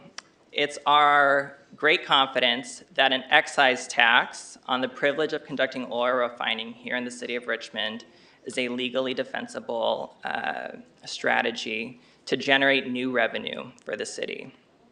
What's an excise tax? An excise tax is a tax on a good or service or activity before it reaches a customer. And these are very commonplace throughout California. And Richmond has another on the books in the hazardous waste facilities tax. There, the hazardous waste facilities tax is based on the amount of waste that's received at a site. And there's a similar measure at the county level, so the city is in good company. And the county has other excise taxes in place, such as on marijuana products. All of which is to say, an excise tax is a very common tool of municipal revenue generation. And so combining all of that together, learning the lessons of Measure T, we are very confident that an excise tax on the privilege of conducting oil refining here in the city would survive legal challenge. Now, with that said, I'm not the city's lawyer, and we certainly encourage the council and the city to work closely with the city attorney to conduct an independent risk assessment of the matter.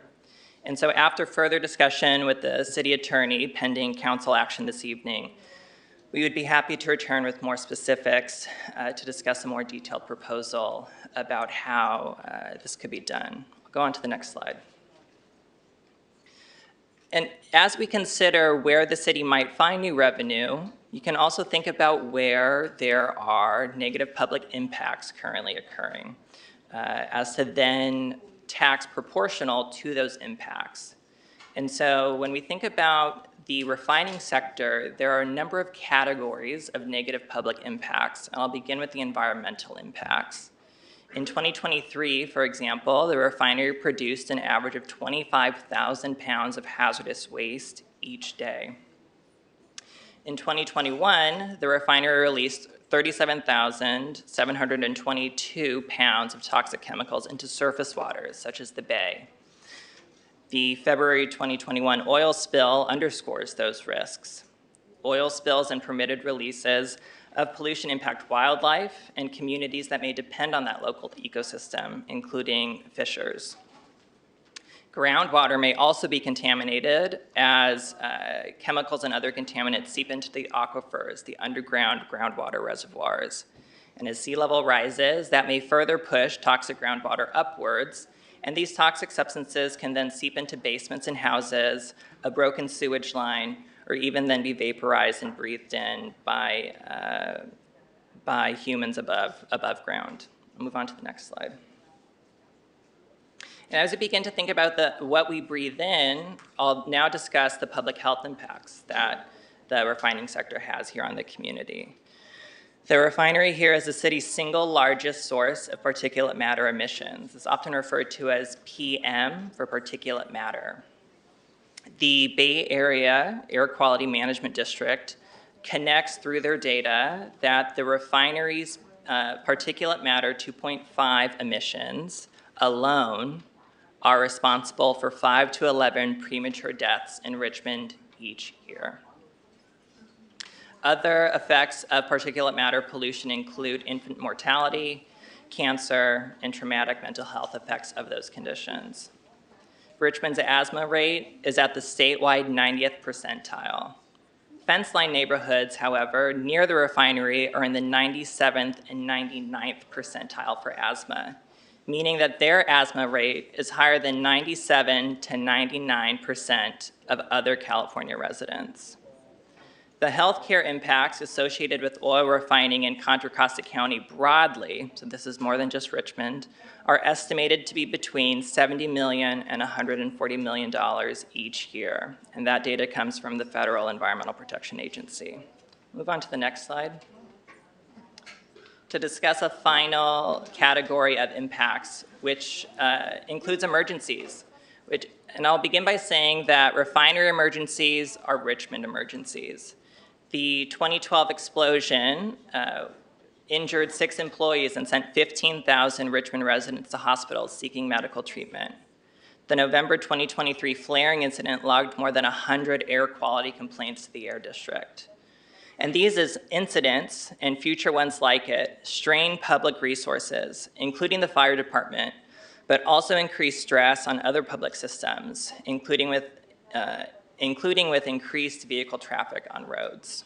I'll go on to the next slide. And so all of these impacts are tied to refinery operations, which is to say that the more crude oil or the more oil that is refined, the more pollution that is emitted, the more that the environment and public health are harmed, and the higher the risk goes of having refinery-related emergencies. All of these bringing higher costs borne by the city and its residents. Now, with that said, it would be prudent to plan for some more predictable contingencies of the current refinery here in town. When we talk about feedstock, that's in reference to the materials that go into the refinery, what is actually being processed there on site. We refer to those inputs as feedstock. Currently, of course, it processes fossil fuels, and so that represents the current feedstock. However, the local nearby examples of 2 refineries that have converted from processing fossil fuels-based products to biofuels provides a window into what may be a possible one-day future for this site. And so it would be our recommendation that any action be structured in such a way that it account for that possible contingency. Now, with all of this said, I've discussed a number of different impacts that the refining sector has on the city and on its residents. And so the city may then impose taxes proportional to these impacts, many as they are. I'll move on to the next slide. I'll conclude here with a discussion of general taxes and special taxes. We've understood now a bit of where the money would come from and why it could be, why a tax could be imposed. This slide discusses where that money would go, or rather how it would be allocated. The California Constitution empowers local governments, like the City of Richmond, to generate new revenue in the form of general taxes or special taxes.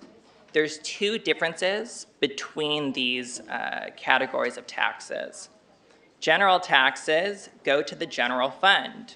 General fund, of course, is how the city allocates much of its budget through this public budgeting process, with many in the community showing up to all of those hearings in this room. Special taxes, on the other hand, may be restricted for special purposes. That's where they may be earmarked ahead of time as to designate where those funds will go. So they differ in how they direct the funding, and they also differ in how they are established. General taxes are established with a 50% plus one voter threshold. So for example, if a measure went to the electorate this November, a general tax would only require 50% plus one to pass. A special tax, on the other hand, requires a 2/3 voter majority.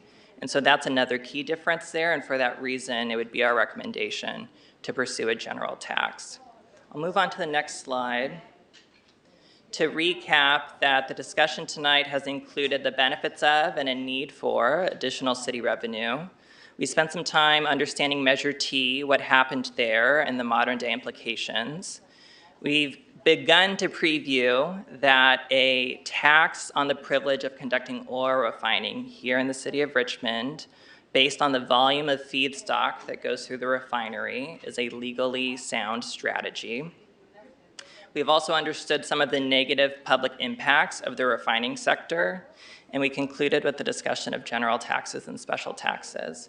It's my understanding that the city moves on to public comment after a presentation like this, and ahead of time, if I step away, I apologize for any public comments that I do miss, but I thank you all for your attention.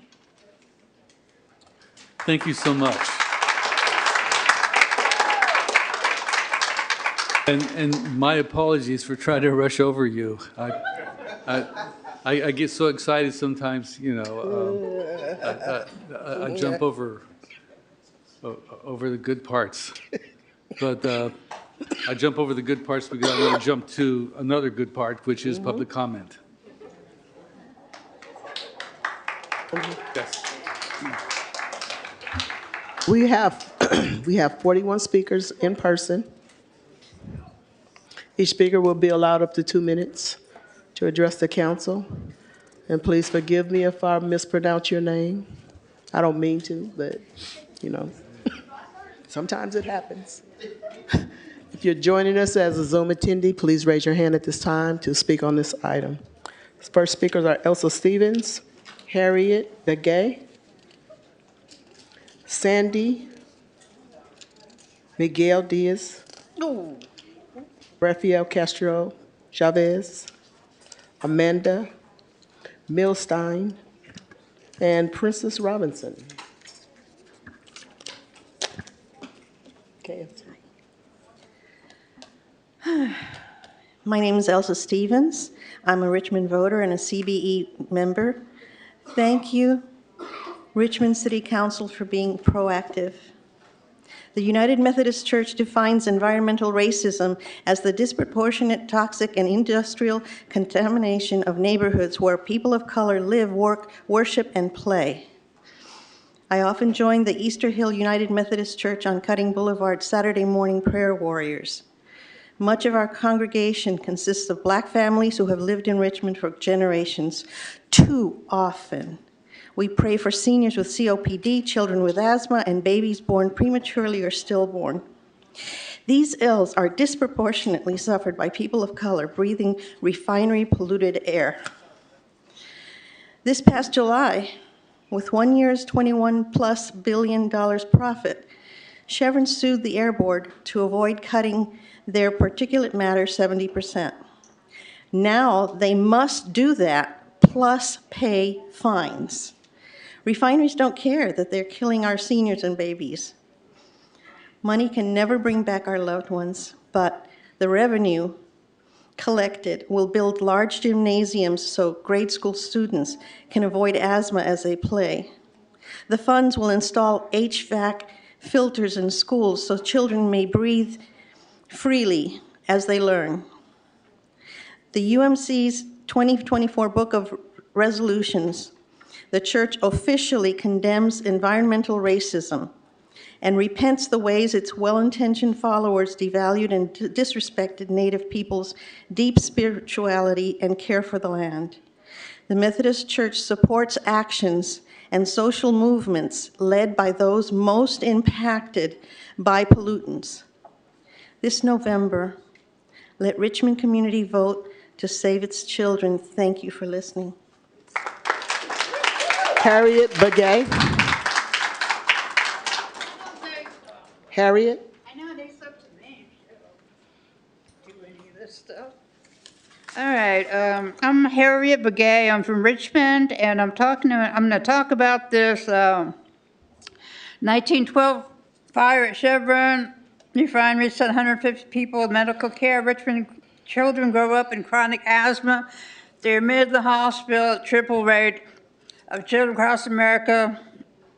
Meanwhile, elders suffer increased rates of asthma, cancer, and other concerns. Sometimes die from it. We don't have a hospital. And I just think that the meeting, they should have somebody from the Chevron refinery come up here and explain what the situation is and how it can be stopped. Thank you. Sandy?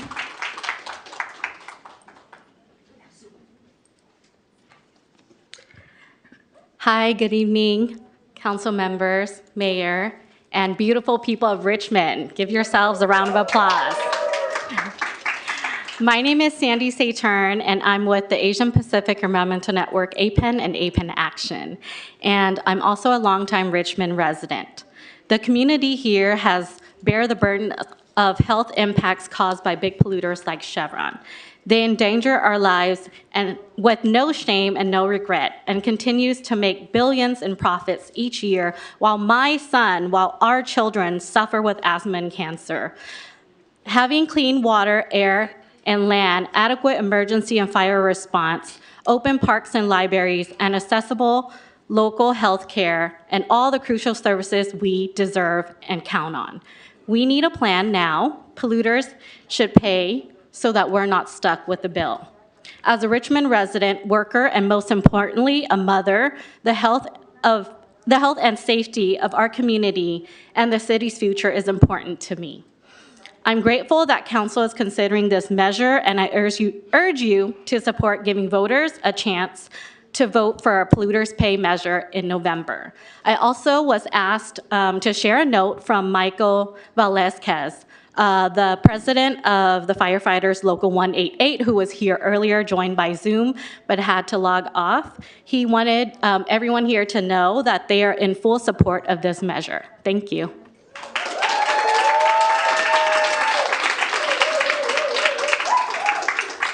Miguel Diaz.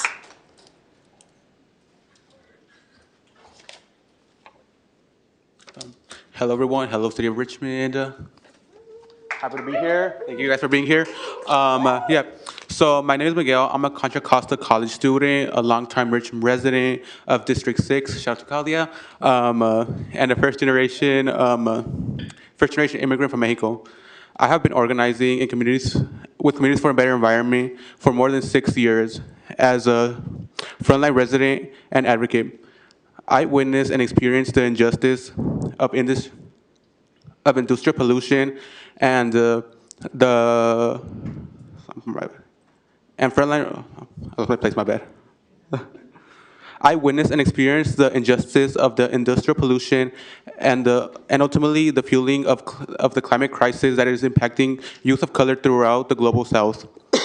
Richmond is one of many frontline communities that are all bound together by the harm of the oil industry. Yet our communities are also vibrant and beautiful. We are connected not only through the solidarity of our struggles, but through the strength to fight and stand up to the industries that are killing us in our world. It is time to hold big polluters accountable for the sake of our future. Chevron made $21.3 billion in profit while violating clean air regulations at its Richmond refinery 315 times. Chevron pays nowhere near enough for the damage it causes in Richmond. We cannot go back in time and protect everything and everyone that has been lost, but we can protect the future. Chevron wants to normalize flaring and their presence in our community, but we know our community deserves better. I urge the City Council to pass the initiative on the ballot this November. Thank you.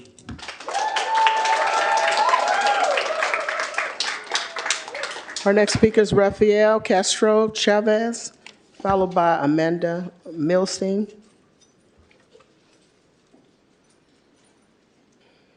Hello, everyone.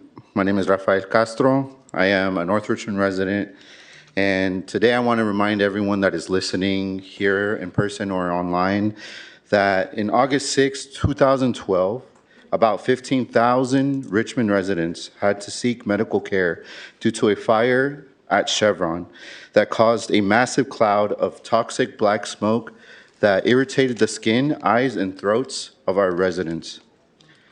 I was 13 when I heard a big explosion that made me rush out of my house. Saw big flames and smoke. I feared for the health of my 2-year-old sister at that time. I immediately did something that I learned in school for in case of emergencies of toxic fumes. I went to get some wet towels and covered every crack in my house to make sure that none of the toxic fumes got into my house. And in Richmond, the reason why my 2-year-old sister was such a big reminder of me trying to keep my house safe was that because in Richmond, in North Richmond specifically, we have a higher risk of having our children get asthma, 2 times higher. And I want to remind you guys that that's the reason why we're here fighting, right? And let's also let Chevron's siren that cries every Wednesday at 11 a.m., but fails to alert the community of danger, remind you of the children and family that are still constantly struggling to access clean air. I urge you to put the polluters pay measure on the ballot for the upcoming elections on November. Thank you. Amanda Milstein. She'll be followed by Princess Robinson. Okay. Good evening, and thank you for the opportunity to speak tonight. My name is Dr. Amanda Milstein. I've worked in Richmond as a primary care pediatrician since 2019, and I live with my 2 young kids, one of whom is staying up past bedtime right now, just over the Richmond border in El Cerrito. I'd like to thank you all for considering this proposal to allow voters to support a tax on oil refining in November. You have already heard, and you're going to hear tonight, statistics about how refinery pollution impacts health. You're going to hear about asthma exacerbations, cancer risk, and more. Statistics like these: asthma ED rates are higher for our whole county than for the state as a whole, and they're especially higher among kids. Children in Richmond visit the ED for asthma at triple the rate of kids across California. And healthcare costs associated with oil refining in Contra Costa County are estimated to be between $72 and $140 million each year. These are not just statistics. These are my patients. These are your families. These are your kids and your babies. These are the babies and kids I care for, and their parents and their caregivers. These are the newborn babies I meet whose parents understand it is a question of when, not if, their kid will develop asthma. It's the terrified parents who sit by helplessly as I administer albuterol treatment one after another. A different future is possible, one in which polluters clean up their toxic messes. For over 100 years, Richmond residents, the kids and families we're all here for today, have picked up the bill for health and pollution damages. It is time to make big polluters pay. Our kids deserve it. Thank you.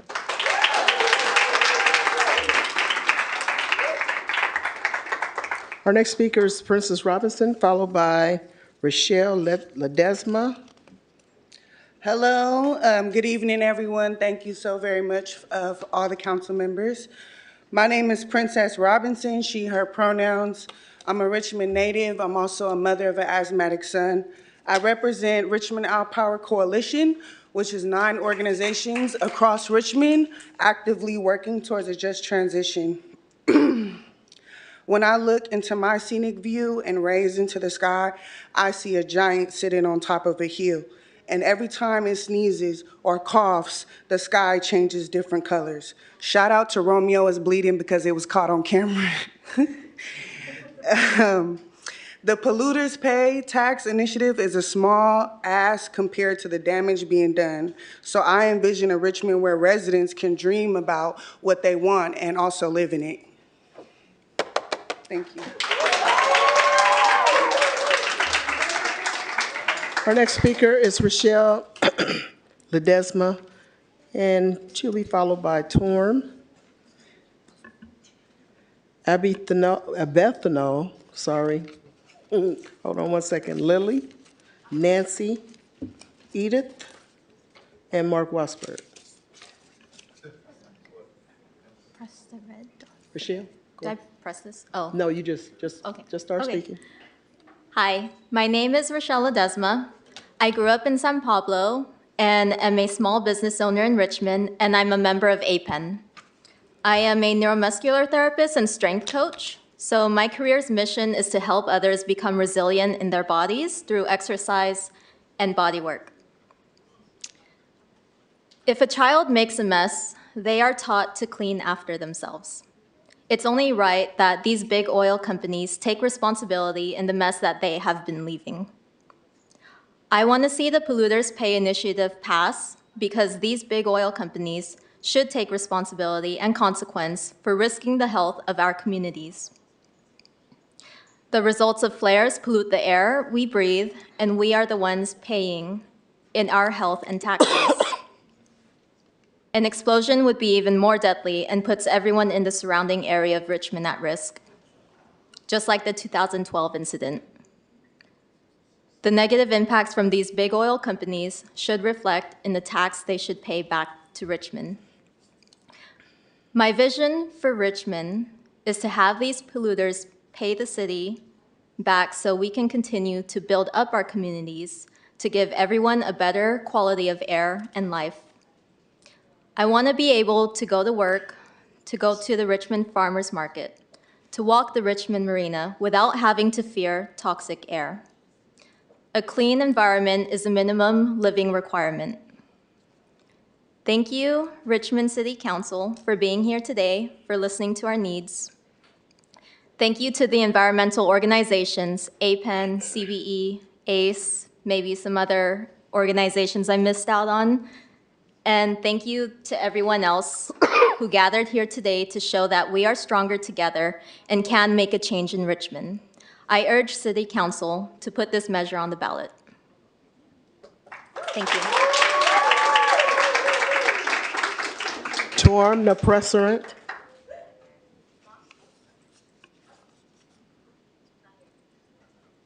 Torm? Okay. Abithal, sorry.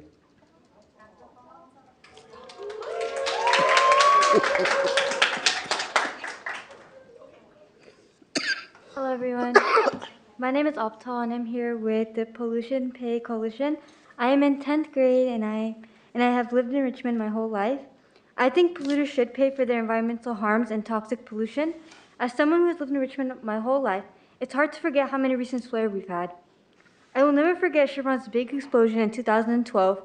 I was in school and we were playing outside, and all of a sudden the sky was getting dark. It was hard to breathe, and some kids have had asthma attacks. I was worried for me and my own community safety. I've continued to see big polluters like Chevron violate clean air with our families struggling to keeping up with medical bills. There are more than 100,000 people who live in Richmond, and at least 25% of these people have asthma. A shocking 17% of these residents are youth. As a youth, I want to say that I hope Richmond will finally be a cleaner area for everyone and nobody has to face a sudden flare. The oil refinery tax could raise money to put things towards clean air and safety programs. So City Council, I hope you understand where I'm coming from, and please allow us to vote for this tax in November. Thank you. Lily. Lily is our next speaker. Hello, Mayor Martinez and council members. My name is Lily, and I'm here with the Polluters Pay Coalition as well as APEN. I'm a high school senior who grew up here in Richmond, and I'm also the daughter of Lao refugees who migrated here in the 80s to escape war and look for a better life. What my family didn't know was that they would be settling in a city that houses one of the biggest polluters in the state of California. Over the years, I have seen big polluters like Chevron explode and flare, releasing dirty toxins into our air, affecting our lungs and our health. This reckless poisoning of our Richmond community has caused us to suffer from high asthma rates and expensive medical bills. Meanwhile, big polluters like Chevron make billions of dollars in revenue. They have continued to prioritize their profits at the expense of our health, and it's only right that the big polluters should pay for the harm that they've caused to our community. This tax on oil refining could raise millions to fund better health facilities, support educational programs, improve infrastructure, and enhance environmental conservation efforts, ultimately contributing to our overall well-being and development of our community needs. But this is only possible if this tax could be put on the ballot. By November, I will be old enough to vote for the first time, and I hope that you all on City Council allow this measure to be put on the ballot so that I can vote yes on making polluters pay. Thank you for your time. Nancy Ibarra, followed by Edith Pastrano. Nancy Ibarra? Gone, okay. Edith Pastrano?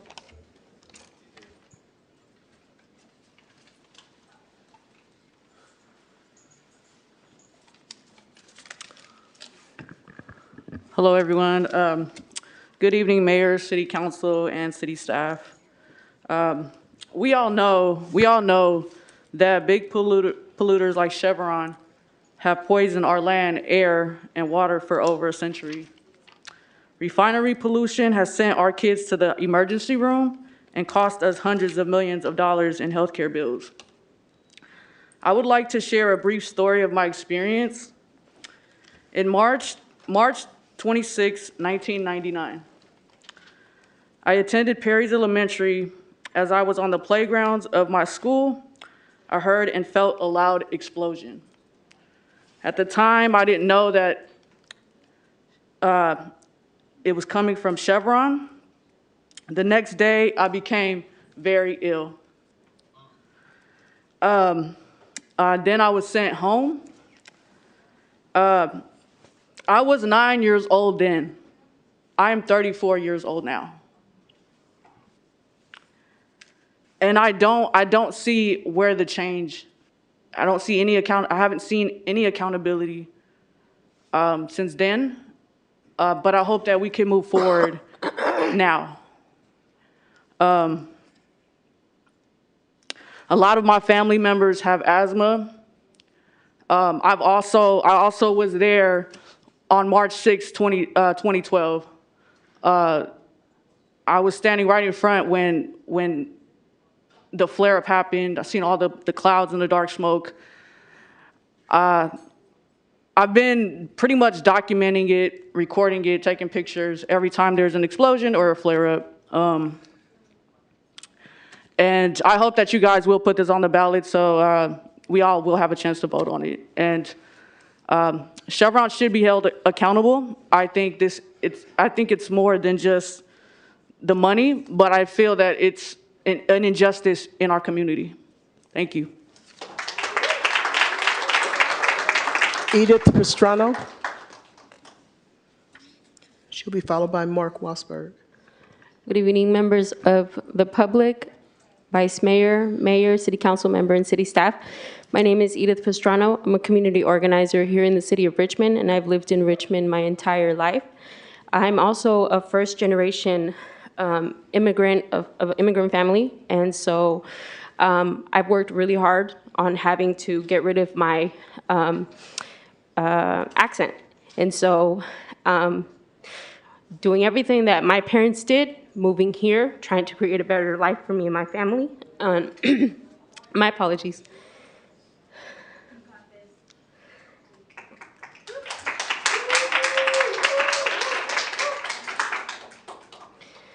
It's a long time coming. I know that Chevron took seats up here for many years, and I'm grateful to know that we have a progressive council, folks in the community that are constantly fighting, some who are no longer here.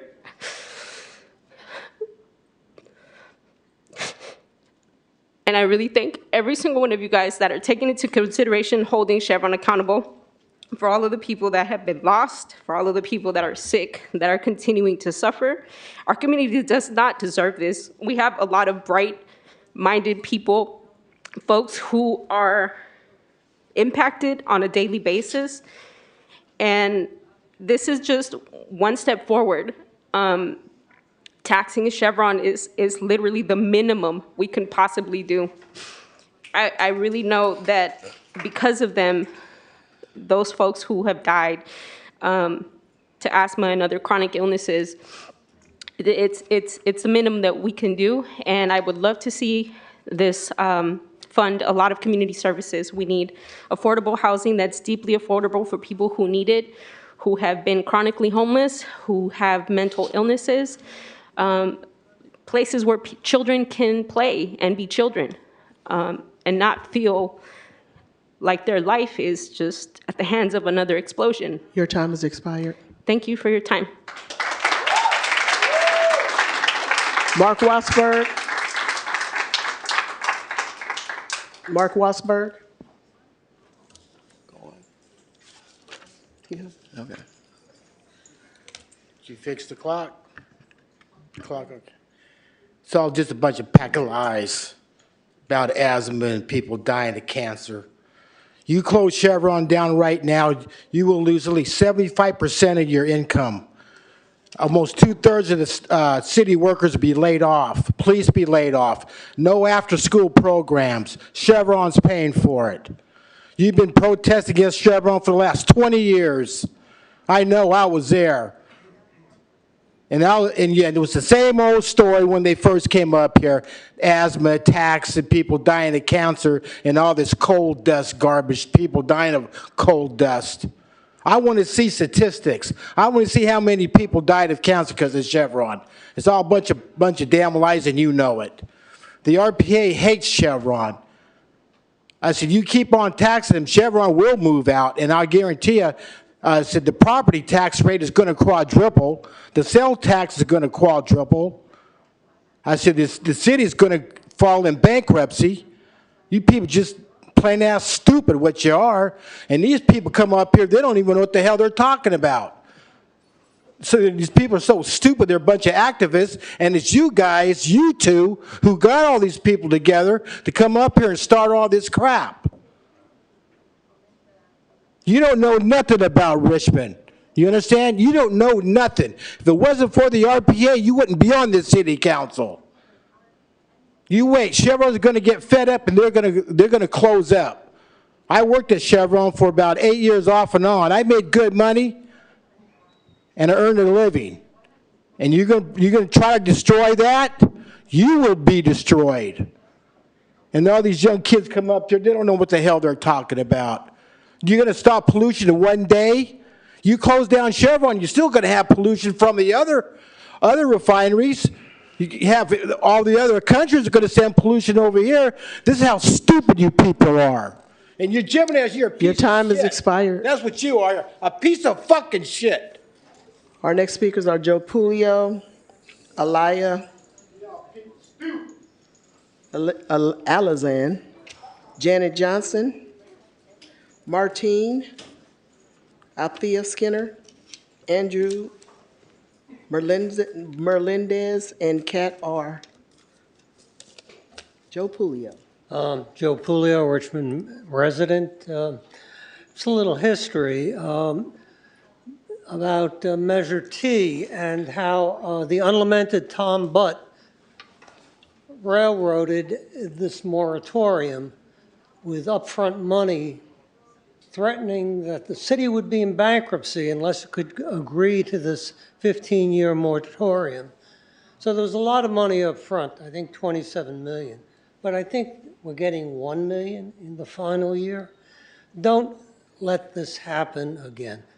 I advise that you investigate every single community that has a refinery in the state and see what their ordinances look like, whether they've been challenged. It has to be done right this time. And the other thing you need to do, and although this may seem counterintuitive, invite Chevron to the table. This is probably going to pass. I mean, Chevron can spend 3 million, 6 million, 10 million. This measure is going to pass. And I would like to hear, and you should hear, what they have to say and use that to craft your ordinance. Thank you. Alaya?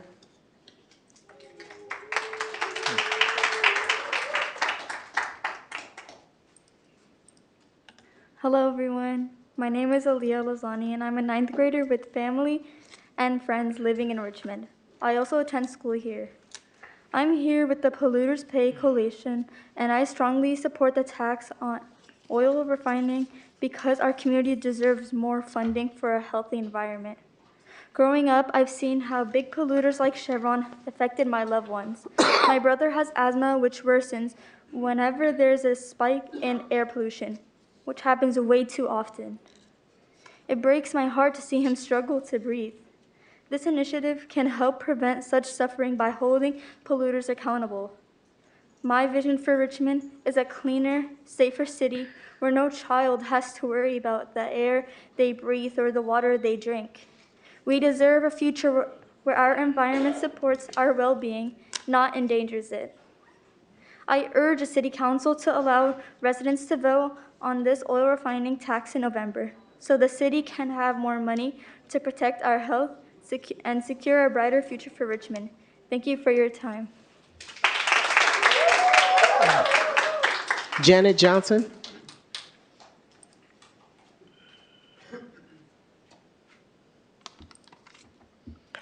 Good evening, Mayor and Council and staff. Thank you so much for this opportunity. My name is Janet Johnson. I've lived in Richmond for 43 years. I am speaking tonight on behalf of Sunflower Alliance, which is committed to environmental and climate justice and the health and safety of all San Francisco Bay Area communities threatened by toxic pollution and climate disruption. The Richmond Refining Tax Act is such a big step toward refinery decommissioning, one of the best things that the city has ever considered doing. This sets an historic precedent and will cause a positive ripple effect throughout the country. This is what refinery towns all over the U.S. need to be doing. For too long, refiners have gotten away with externalizing their costs. We're being poisoned in the present, and we're in danger of being left in the lurch when the refinery pulls out. We need to make them accountable. This is precisely the kind of program that will make this progressive city council's legacy. We commend all those who are bringing this ballot initiative forward. Thank you so much. Martine Johannesson?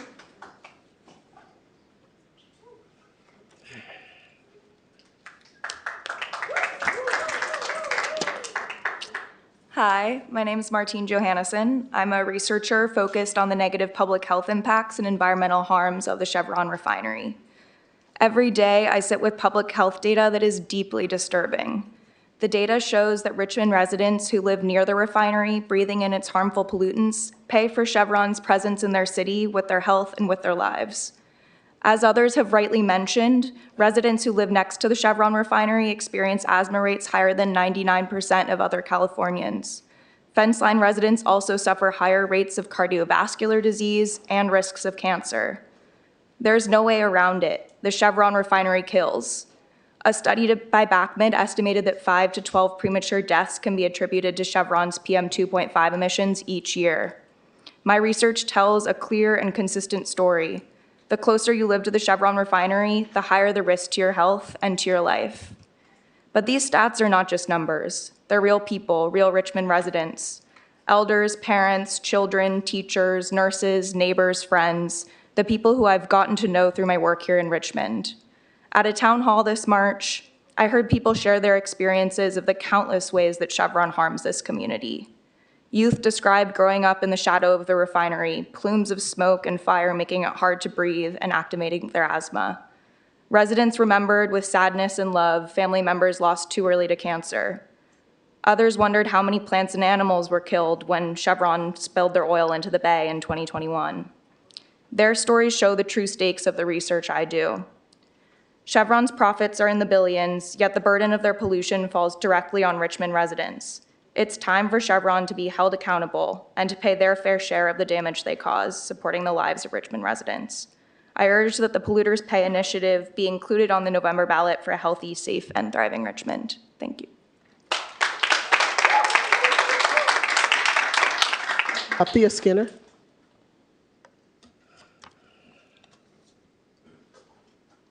Good evening, Mayor and Council. Thanks for having all of us. My name is Althea Skinner. I'm a global environmental justice professional, and I live walking distance from here. My wife and I moved to Richmond 2 years ago because of its cultural diversity and access to the Bay, two assets that also made it more likely that Chevron would build a refinery here a century ago. When we chose to buy a house, we were concerned about contributing to gentrification, but also about the risks that we would put our family in terms of our health. But we made a commitment to stand in solidarity with the Black and Brown communities whose health continues to suffer due to Chevron's negligence. As we expect our first child in July, I also fight for the health and rights of future generations and the health of our collective Mother Earth. I envision a Richmond where every person can participate in an inclusive green economy, can access restored ecosystems, and social services they require to thrive in good health. Chevron cannot be allowed to continue to reap record benefits while violating environmental laws and poisoning our air, water, soil, and health. I urge the City Council to put this important Polluters Pay initiative on the ballot this November. Thank you. Andrew Melendez. He'll be followed by Kat R. All right. Good evening, City Council. My name is Andrew Melendez. I'm a lifelong Richmond resident, and I'm president of Contra Costa Young Democrats. Our organization is united today to express our strong support for the Council to bring the Richmond Refining Tax Act to the upcoming November ballot. For far too long, Richmond has been the victim of rampant environmental injustices that have threatened the well-being of its residents.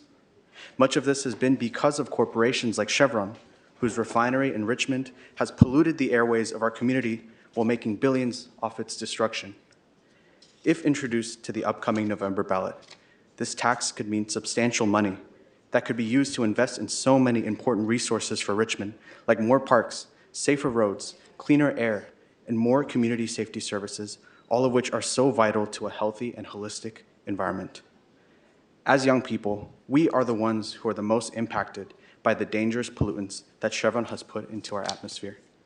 It's an undeniable fact that those living near the refinery are more likely to suffer from chronic health conditions like asthma and other respiratory problems. It's because of this that we as a community must do everything that we can to hold polluters like Chevron accountable, not only through strong regulations, but through financial taxes like the one that's being presented today, so that when Chevron leaves, we aren't the ones forced to deal with the aftermath of their actions. We urge the City Council to support this measure, not just for the residents today who will benefit from the investments from this tax, but also for the generations of young people who may hopefully one day live in a Richmond completely free of toxic pollutants. Thank you so much. Our next speaker is Kat, and will the following individuals please come forward?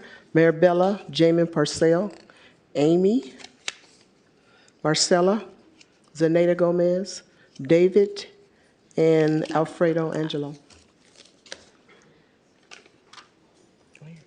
Hi, everyone. I'm Kat Ramos, a mother and community organizer with Communities for a Better Environment in Richmond.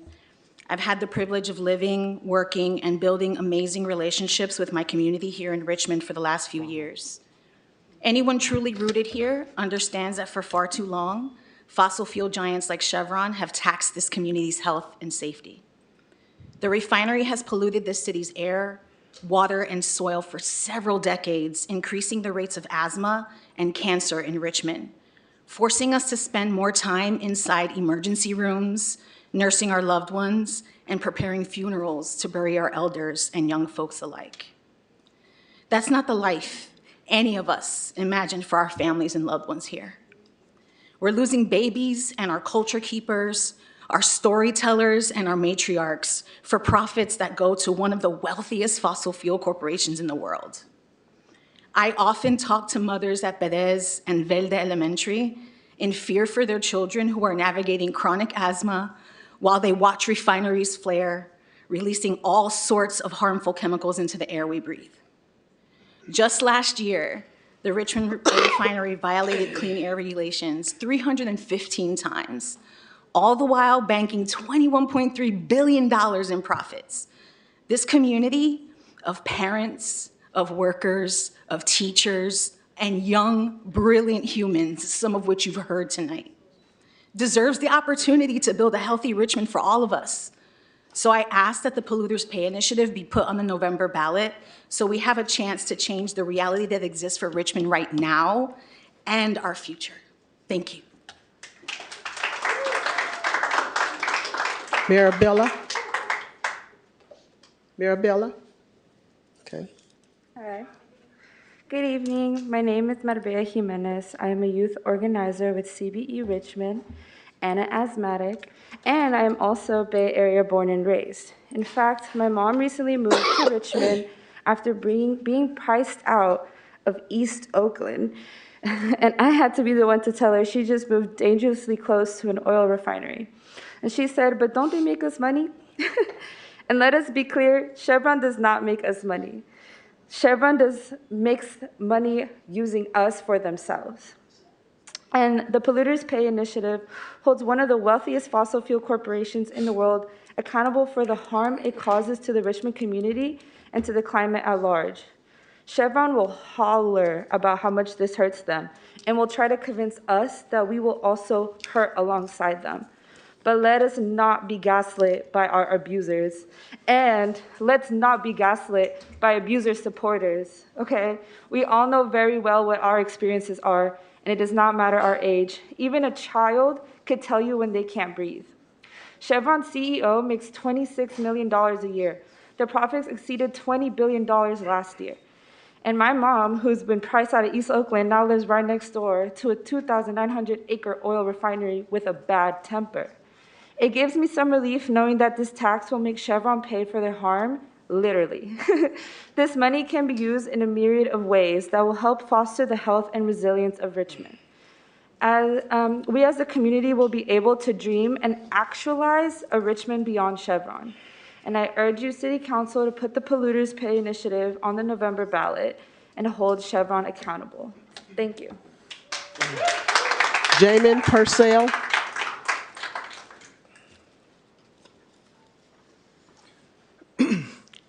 Hello, my name is James Purcell, Richmond resident. So every day, big polluters in Richmond endanger our community's health. Open flames shot upward from 4 smokestacks at Chevron's refinery on the western edge of Richmond last November. But did we hear about it? No, because why? They don't just pollute our air, but they pollute our politics. They pollute our community, and they do so through the Richmond Standard. It didn't cover the flare. It didn't cover any of the ruptured pipes from 2021, and that dumped 800 gallons of diesel fuel into the San Francisco Bay. And it prides itself as a #1 news source for local community-driven news, but in fact is actually just Singer Associates that is trying to build up the image after their explosion in 2012. I vividly remember that 2012 explosion when thousands of my neighbors were sent to emergency medical care. I remember the harrowing incident that sent 15,000 residents to seek medical care, and this was a stark reminder of the everyday risks of our community faces as being adjacent to an industrial pollution. 2012 refinery fire is just one of the many incidents that Chevron has committed against this community. It has not just brought asthma to our kids and to our elders, it has also polluted our soil by burying its pipes. It has made sure that it has left a lasting impact that will go on far more than the 100 years that it has been operating. This proposal is crucial to me because I have personally witnessed the harmful effects of local refinery operations in this community. And I envision a healthier Richmond for all of us, when we are not asking whether our streets are repaired, but why they are in such great condition. When our libraries are open across the city, and when the fire and emergency services are funded, and everyone has access to clean air and water. Thank you. Amy is our next speaker. Amy?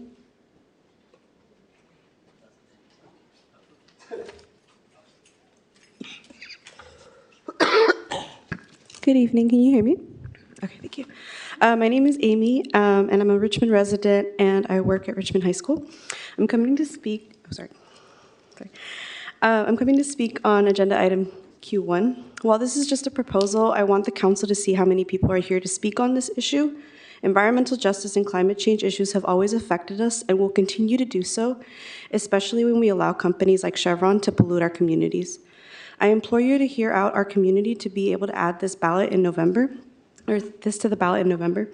This tax would ideally hold Chevron accountable. I saw that Chevron is one of the sponsors for Richmond Cinco de Mayo parade, and they've always claimed to support our communities, but yet they poison us at the same time. They violated clean air regulations over 315 times. Meanwhile, our asthma rates are 25% in Richmond compared to the statewide 13%, and that number doubles for asthma attacks. Again, I implore you to help us add this proposal if you truly would like to help our community. Chevron and fossil fuels have no place in Richmond. Thank you. Marcella? Marcella? Marcella?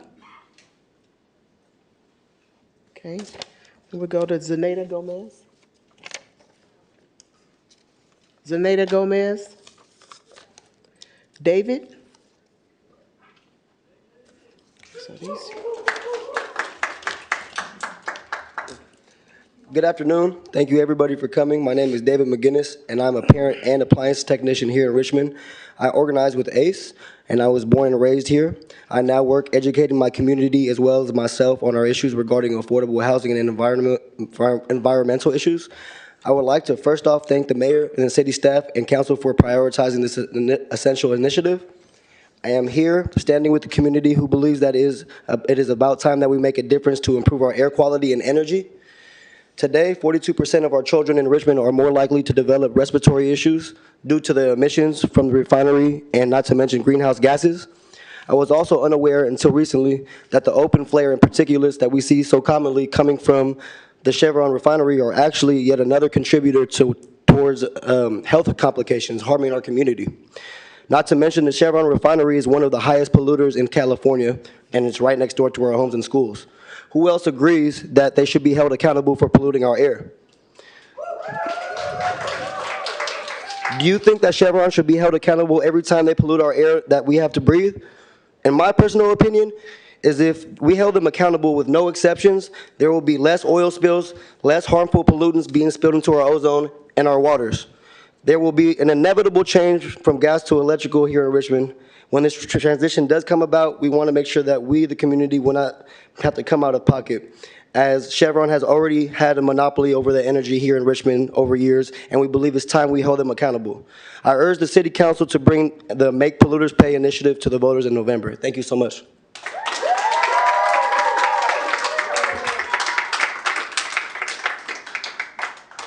Our next speaker is Alfredo. And will the following group of speakers please come forward? We have Sue Wilson, Sarah Cantor, Marisol Cantu, Raleigh Butler, Saeed Mohammed, Sadi Mohammed. Hello, Mr. Mayor and members of the City Council. Happy to see all of you again. I just wanted to take some time to thank you from the bottom of my heart for having the courage and the will to take on the fossil fuel industry once again. The people of Richmond took on big oil in 2004, and we won in 2008, and we won in 2014, and 2016, and 2020, and we won. And I am so excited for us to take on big oil again in 2024.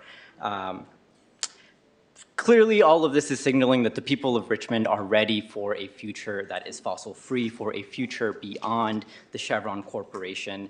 The asthma rates that we heard of today are clear legacies of redlining and a reminder that environmental racism is very much alive today. But the era of a Richmond that is ruled by Chevron is clearly over. We are joining the state of California and countless other cities throughout the state in preparing for a fossil fuel future, for preparing for the green economy of the future, and not waiting on Chevron and other oil and gas companies to tell us what our future will look like. As Mr. Mayor alluded to in the beginning of the meeting, Chevron has for sure been here for the last 100 years, but they sure as hell won't be here in the next 100. Thank you for having the vision and the will to prepare our people, our city, for a just and equitable future where we all belong, where we all can live free from the chains of Chevron. Thank you for caring about the people of Richmond in a way that councils of the past could not. Something changed in November of 2004 that we are seeing the effects of today. Thank you, Councilmember McLaughlin, for being on this council for the last 20 years. I think your election in particular signaled to the people of Richmond and to the Chevron Corporation that the era of Chevron ruling Richmond is over. Thank you very much. Sue Wilson.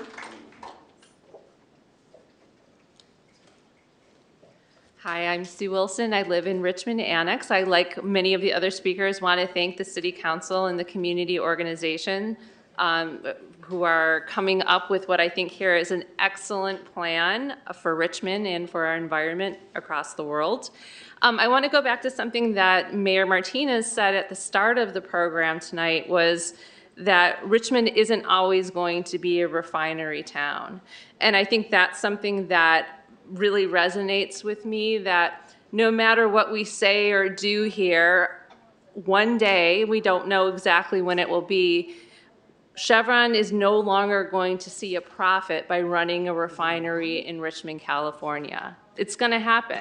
We can make it come sooner, maybe it comes a little later, but it's going to happen one day, and that's going to be a good day for Richmond. But it's also going to come with some challenges in that our tax base is going to change, and they're probably going to leave a big mess behind. So I think being proactive in this way and preparing for that inevitability of when we are no longer a refinery town by taxing Chevron and saving that money and using it to clean up the land and to support our tax base for those first couple of years when we're all looking at each other and saying, well, what comes next?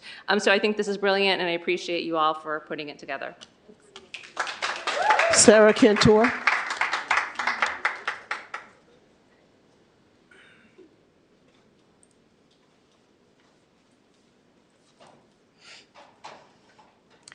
Hi there, Council. My name is Sarah Cantor. I'm a resident of Richmond. I live in Atchison Village, quite close to Chevron.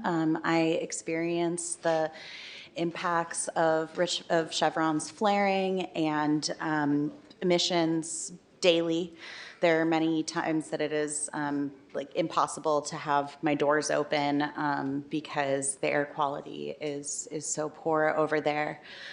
I think we also all know that Chevron has not been contributing their fair share to the city, that Chevron is one of the most powerful corporations in the world.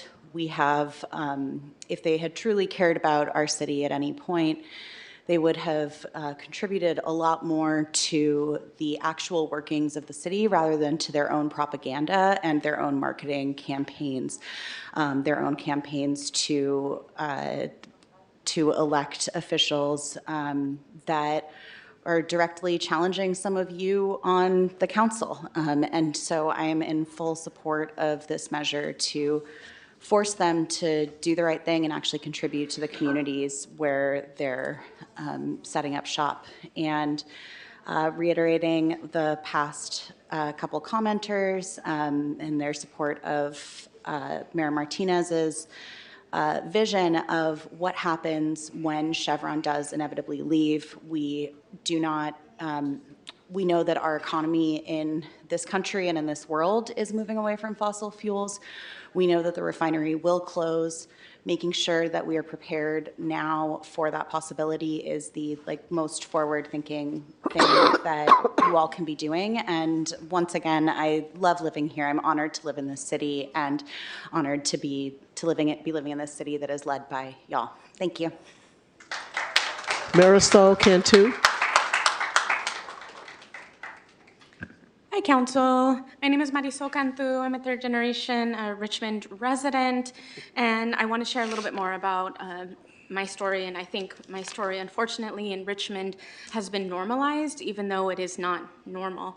As a young child, I was very much aware of the impacts of the refinery because my younger brother was born with asthma and in and out of the hospital for the first year of his life on breathing treatments. His first birthday, we went to visit him in an incubator as he was trying to hold on for dear life. And I remember thinking, why can't he breathe? Why doesn't his lungs actually work? A couple of years later, I remember standing in a line when there was a huge sulfuric acid spilled, and I just remember there was hundreds of people and asking my mom, why are we in line? And she said, oh, because we need to get our money, because that was what many people in Richmond called the 18 money, which was a class action lawsuit in order to get our funds paid back for going to the hospital. Finally, it is time for a change. It is time for my brother, who is now an adult, that has a little baby, to no longer have to ask why or when his child will have asthma. Just as Dr. Amanda Milstein said, that was exactly what he asked. When will I know my child will actually have asthma? When can I test? And it was horrifying to actually have to sit through that appointment and better understand the extreme amounts of health impacts and burdens that we constantly live through. And yet I am extremely grateful for progressive electeds, for electeds that do not take corporate money, that are fighting for people over profit. And I am proud to say I'm a Richmond resident, and I thank you for bringing this forward. Raleigh Butler. Raleigh Butler. Evening, Council, Mr. Mayor, members of APEN and CBE. My name is Raleigh Butler. I'm the Executive Director of Council of Business and Industries in Richmond. I am not here to take sides at all.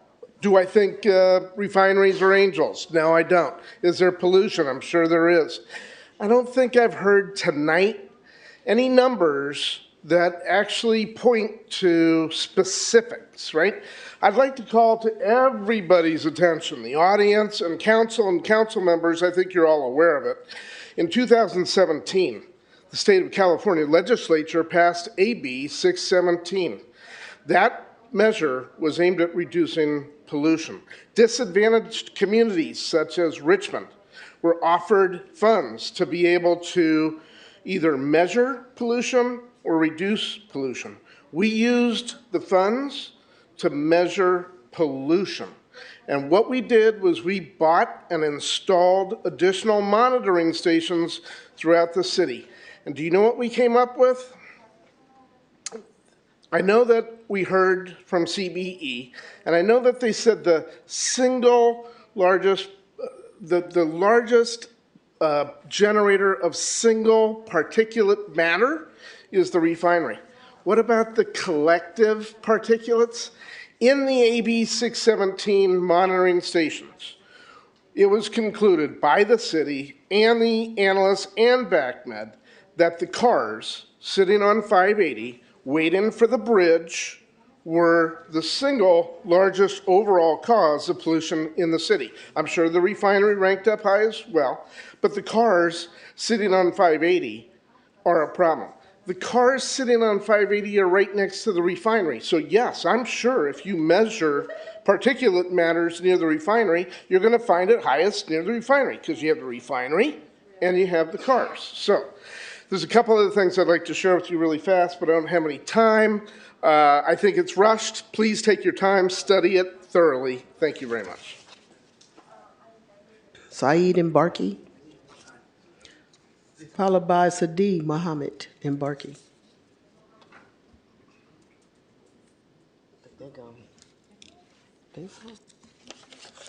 Okay, our next group of speakers, Timothy Jeffries, Randy Thomas, Bianca Ratano, Hakeem Johnson, and Brian Humbinger will be our last in-person speaker.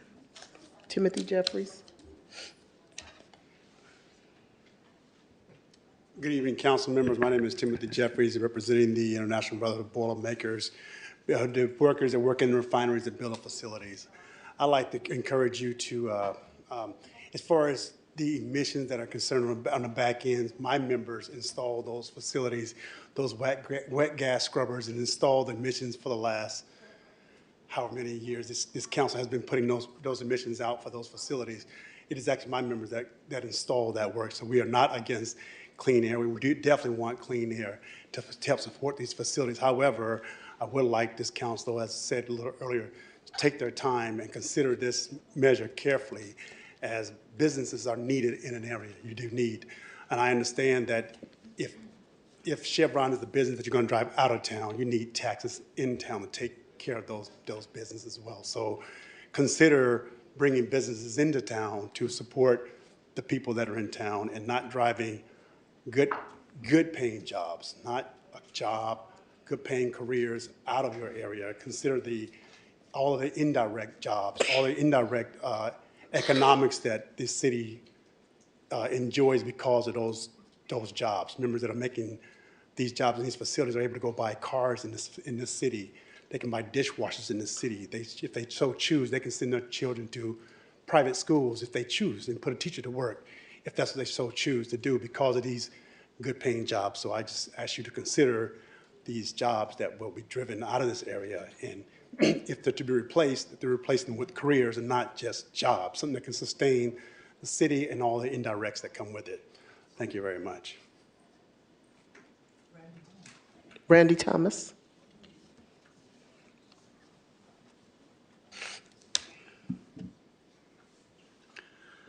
I would like to say thank you to the council for giving us an opportunity to speak on the refinery tax proposal. My name is Randy Thomas, and I represent highly skilled craftsmen and women of Boilermakers Local 549, over 800 refinery workers and 100 plus apprentices that have been afforded an opportunity to learn a trade and earn a living wage. I support the idea of generating revenue to reduce economic and tax-based reliance on any one industry. If they succeed in driving Chevron out of town, where will this revenue supplement come from? And is it as reliable as the refinery? Please do not allow extremists to jeopardize the opportunity of a better tomorrow working together. Bianca Ratano.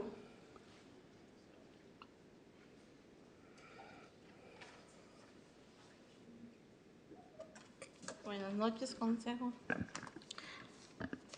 Buenas noches, Consejo. Mi nombre es Blanca Retano, soy miembro de ACE y estoy aquí para urgir firmemente al Ayuntamiento de Richmond a que los residentes de Richmond a la oportunidad de votar a favor del impuesto sobre el refinando el petróleo. Good evening, council members and mayor. My name is Blanca Retano. I'm an ACE member, and I'm here to urge you all to definitely put this on the November ballot. Que pueda financiar servicios esenciales y preparar la transición de las refinerías, haciendo pagar por los contaminadores locales. So this would be able to fund as we transition to transition, so that refineries have to pay for being the local contaminators of our environment. Los grandes contaminadores como la Chevron han envenenado nuestra tierra, aire y agua durante más de un siglo. So giant contaminators like Chevron have poisoned our land and our air as well as our water for a century. La contaminación de las refinerías han enviado a nuestros hijos a urgencias y nos ha costado cientos de millones de dólares en facturas. So, our children have had to go to emergencies and has cost hundreds of millions of dollars in just like receipts for cleanup and health-related bills. Estas empresas han vertido gasoleo en la bahía junto a las playas donde la gente se baña y han quemado sustancias químicas en el aire por encima de nuestros hogares. And these corporations have dumped diesel into the bay next to the beaches where people swim and burned chemicals off into the air above our homes. Mientras las calles de nuestra ciudad necesitan arreglos y nuestros servicios de bomberos y emergencias necesitan inversiones. Meanwhile, our cities and our streets need fixing, and our firefighting and emergency services need more investments. Creo que todos los residentes de Richmond, independientemente de su raza o el idioma, que hablen a cuando el dinero tengan. So I believe all Richmond residents, regardless of the language they speak, the race they are, or how much money they make, deben respirar aire limpio y poder beber agua limpia. Should be able to drink clean water and breathe clean air. Podemos refinanciar nuestras comunidades garantizando que nuestras calles están arregladas y nuestra ciudad esté bien preparada para responder cuando se produzcan catástrofes. We can fund our communities, ensuring that our streets are fixed and that our cities is well prepared to respond when disasters like anything happen. And we can also fund youth services, mental health, and clean and safe parks for elders and youth the same. Podemos financiar servicios para jóvenes, atención de salud mental, parques limpios y seguros para ancianos y jóvenes por igual. Como personas que viven y trabajan. Your time has expired, ma'am. Okay, thank you. Thank you. Hakeem Johnson. Hakeem Johnson. Okay.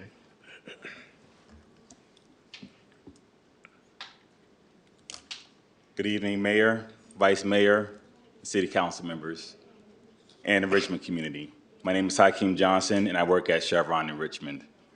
Chevron understands the city's desire to balance its budget as detailed in the state auditor's report and efforts to close the city gaps.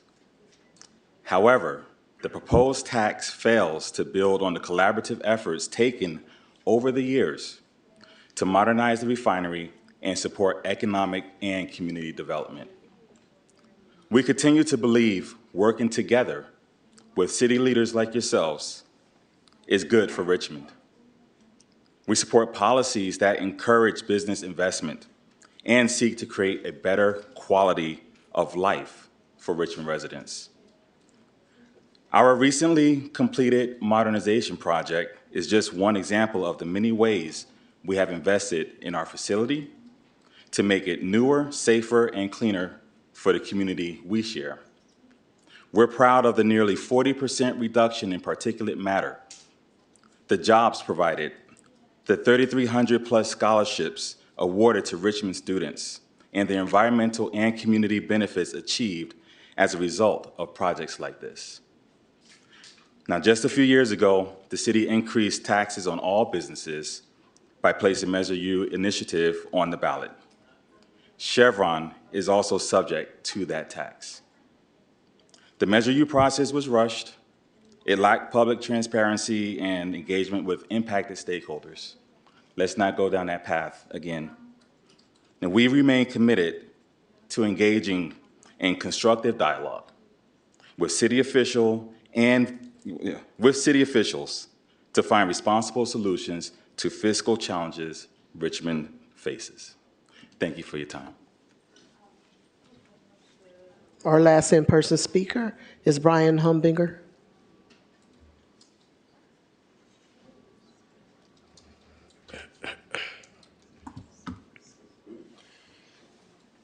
Good evening, Mr. Mayor and council members. My name is Brian Hubbinger. I work at the Chevron refinery.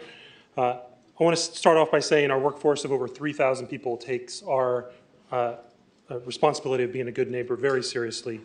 We're proud to spend both our professional and our personal time and resources in the community that we share here in Richmond. Over my 18 years working in Richmond, I've seen many good examples of what good partnership looks like. It's identifying solutions with many of you here for our unhoused community. It's providing resources to raise up nonprofits that serve our community's most vulnerable. And it's engaging our school district to provide programs for our youth. The proposal we heard tonight does not fall into that category, and it's the wrong policy approach. It's the wrong approach to solve the city's long-term budget issues. It's the wrong approach to encourage investment in our facility and in the city that could lead to new energy solutions and reductions in emissions from the refinery. We are proud of our past and ongoing partnership with the city. If reducing emissions is a focus, let's have that conversation. In fact, let's quickly advance projects that will have a benefit for our community. If the desire is finding solutions to increase economic activity and advance key city initiatives, let's have that conversation too. We're ready to have them. Common sense tells us the punitive and additional tax that we heard tonight will have the opposite effect. The opposite effect on new projects, the opposite effect on job opportunities, and the Richmond economy. We remain committed to being part of the conversation on how best to make Richmond thrive, and we ask the City Council to not advance the proposal and rather engage in a dialogue on solutions that are sustainable for all of Richmond. Thank you.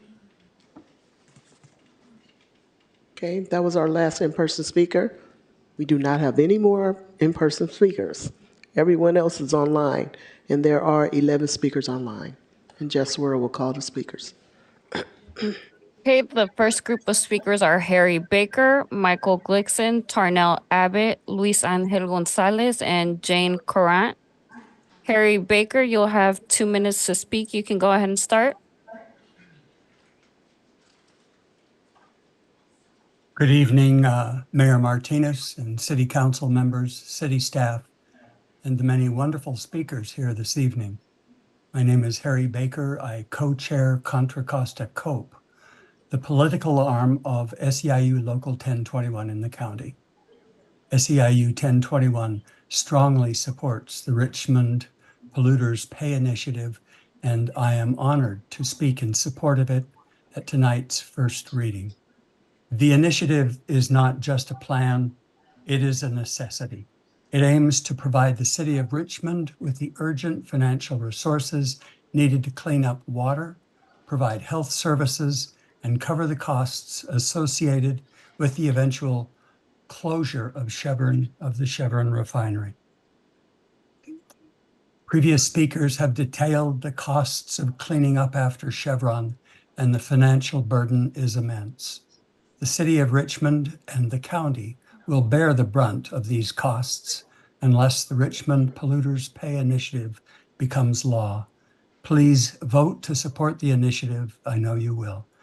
Thank you to Mayor Martinez and Council Member Jimenez for imagining and bringing to life this vital initiative. Thank you.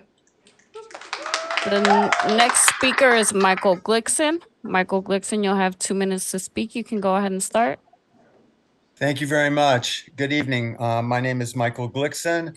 I live in Richmond. I want to commend the city council and especially council member, the mayor and Claudia for bringing this up, putting this on the agenda. I think this is so important. I commend our city council today and the city council members who do not take corporate money so that they can speak for the citizens of Richmond. And this is very important. We need to level the playing field, which of course, when you're dealing with corporations, that's very hard to do. So I am in support of this reaching the ballot in November. I think, I don't know, if it's $30 million a year that Chevron will have the honor of contributing to our budget, it ain't going to drive them out of town.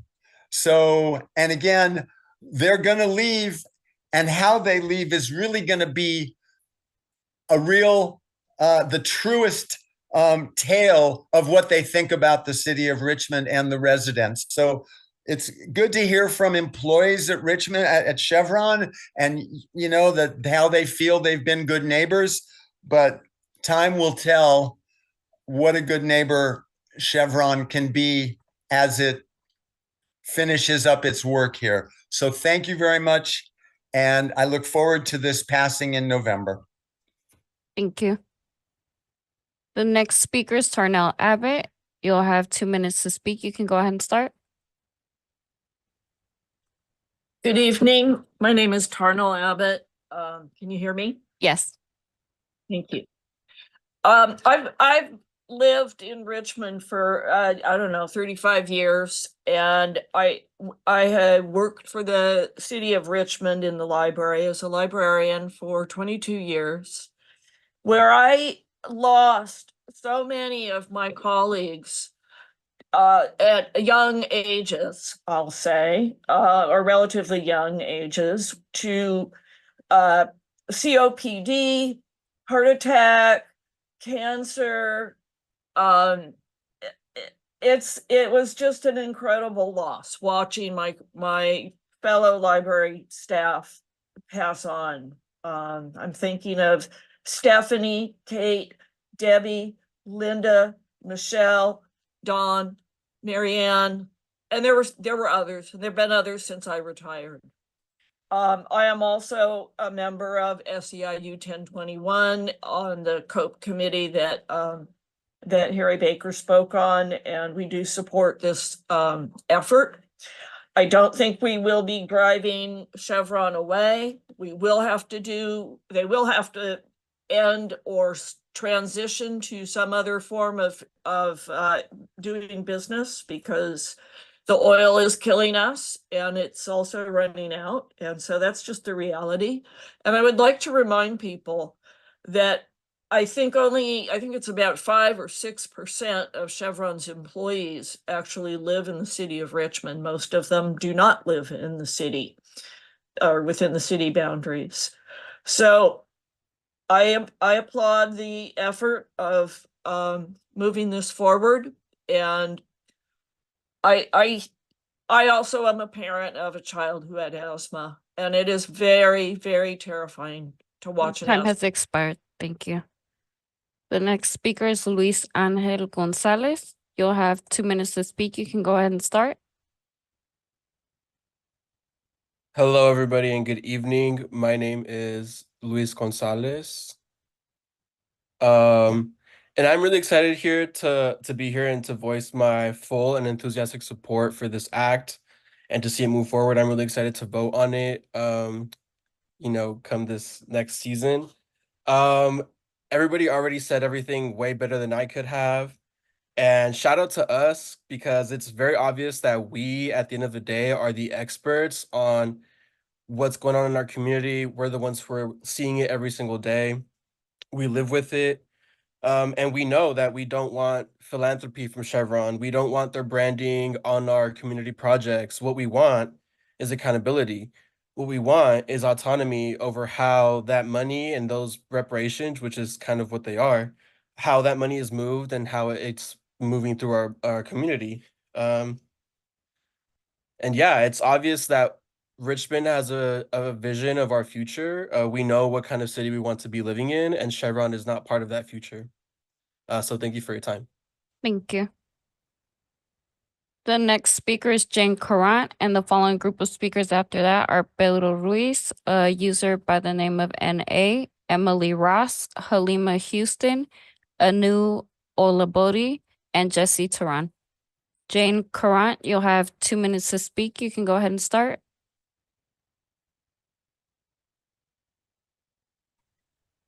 Well, in the interest of time, as the previous speaker said, so many people have spoken so eloquently tonight.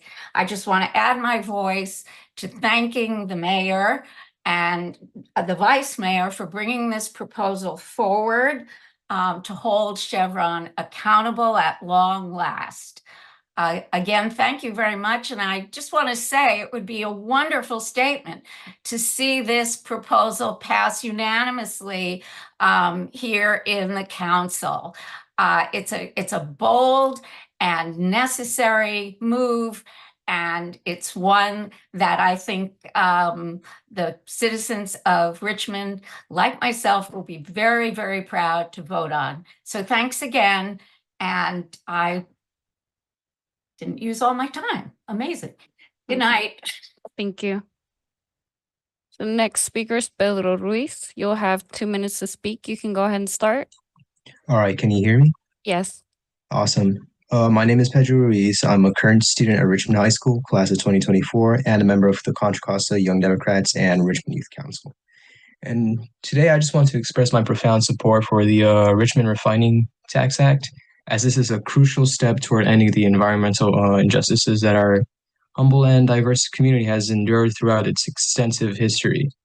And the many detrimental practices of corporate refinery giants such as Chevron pose a significant threat not only to the existing environmental conditions, but the entire Bay Area, but also to the long-term welfare and the quality of life for future generations. And such impacts include chronic respiratory issues, hefty medical costs, hazardous airways, increased risk of premature births. And I've personally witnessed these adverse impacts. And in fact, my younger brother suffered chronic respiratory issues just after the flares that have occurred, I would say, last year at the Martinez refinery. And he actually had to miss several weeks of school on the account of his severe conditions, which substantially affected his academic excellence, of course. And therefore, as a representative of the younger demographic, I fear the health and well-being of my fellow youth. And I strongly urge not only the city council to implement this initiative in the November ballot, but fellow members of Richmond's youth to further advance this cause of deterring these environmental injustices and holding corporate polluters accountable, all in an effort to ideally invest in a safer and cleaner future for the city of Richmond. Thank you. Thank you. The next speaker is Emily Ross. You'll have 2 minutes to speak. You can go ahead and start. Good evening, council and community. Emily Ross, Richmond resident, District 3, about a mile from the refinery. There have been so many beautiful speakers tonight, so I'll try to keep it more brief and to gratitude. Thank you to the speakers for sharing your stories. Thank you to the presenter for a great overview of the basis for this measure. Thank you to the organizers who have done and will continue to do the critical research and community work. Thank you to the council for considering it. Please pass it to move this forward and give us an opportunity to vote on it. Thank you, staff that have worked on this thus far, as well as those that will ensure this is legally sound and take it to the next level. Thank you to Chevron workers that take efforts to keep us safe. There was only a couple of comments that were interesting. Hearing that from Chevron that they love Richmond, they want to work with Richmond, they want to support Richmond. Cool, don't oppose this measure. Be open to paying this tax. Our city needs revenue, and an excise tax is a common tool of revenue generation. It seems like a great fit. Chevron seems to benefit from Richmond more than Richmond benefits from Chevron. So seems pretty natural for them to pay taxes to keep our city running. Thank you so much. Thank you. The next speaker is Halima Houston. You'll have 2 minutes to speak. You can go ahead and start.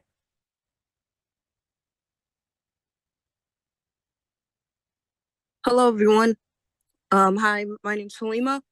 I'm a part of CBE, and I've lived, went to school and been a part of the Richmond community since I was a kid. Before I was even thought of as, a being in 2004, there's been calls for stops of pollution in the air, water in our bodies from refineries like Chevron. And there are still calls today. There are still calls now, and I'm in college. So how long must we fight for our right to live without bodily harm and community harm? How many chants, how many pleas? There have been multiple flaring incidents and multiple oil spills. I remember when the skies were orange, it looked, apocalyptic. The suffering my aunt went through to breathe was a scary sight to see, and the sight matched the effects, because sometimes they are disguised by the blue we see. And the fires combined with the refinery pollution is a definitely deadly combination for our Richmond and Bay Area communities. But the ones who came to support were, orgs like CBE, sending out masks, air filters, teas, trying to help our respiratory systems, all of the orgs representing here today. And many orgs truly understand what it means to be a good neighbor. And these realities, these accounts from everyone today is something that could be avoidable if lives were valued more than profit. There's no coincidence that Black and Brown communities are the ones who are affected by these harms these big corporations cause the most. Historically, our voices are constantly drowned out. So I want a future where people are valued more than profit, because in the end, you can't take your money with you, only your memories and your life decisions. Time's up, Chevron, and thank you. Thank you. The next speaker is Anu Olabodi. You'll have 2 minutes to speak. You can go ahead and start. Hello, my name is Anu, and I am someone who cares about people than profit. I went to school in Richmond as well as work in Richmond. As an immigrant who moved here as a child, the fact this has become a constant debate makes this very sad, and seeing how Chevron supporters are desperately trying to make this not important shows how much money can make you sound very dumb. As a public health major, something that has been very emphasized multiple times when it comes to climate change, it's air pollution, as well as the dangers that come with it when it comes to the communities who live there. For the people who don't know why air pollution is so detrimental, people dedicate their lives doing research on air pollution. I think some research would educate you on why actions should be taken now. The issue affects not only elders, but also everyone. And yet Chevron proves every time that they don't see the communities as people or humans. Because why would you continue causing pollutions that not only cause bad health, but most can also cause death? My mom is an asthmatic patient, and she developed asthma when we moved here, despite growing up in literal Africa. I am a first-gen immigrant, and my family is the most important thing to me, especially being the first child. I automatically have that responsibilities. Having this choice in the ballot would benefit everyone who have so much to live for, and also want their family to be safe and healthy. This shows us why it's very needed. Thank you so much. Thank you.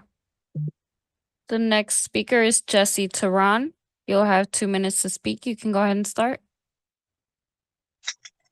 Hi, my name is Jessie Tehran. I'm an unhoused resident of Richmond.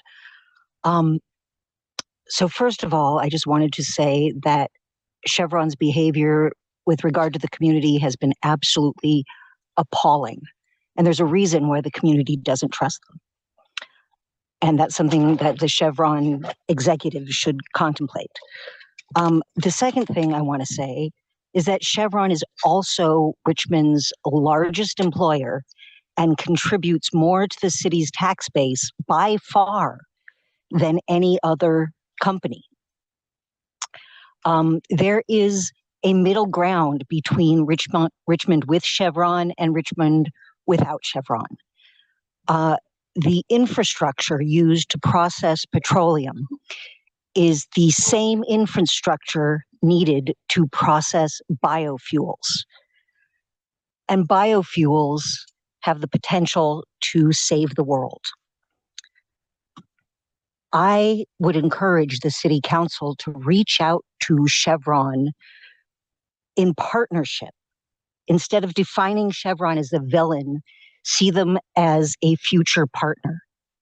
Don't see them as evil, but allow for their redemption.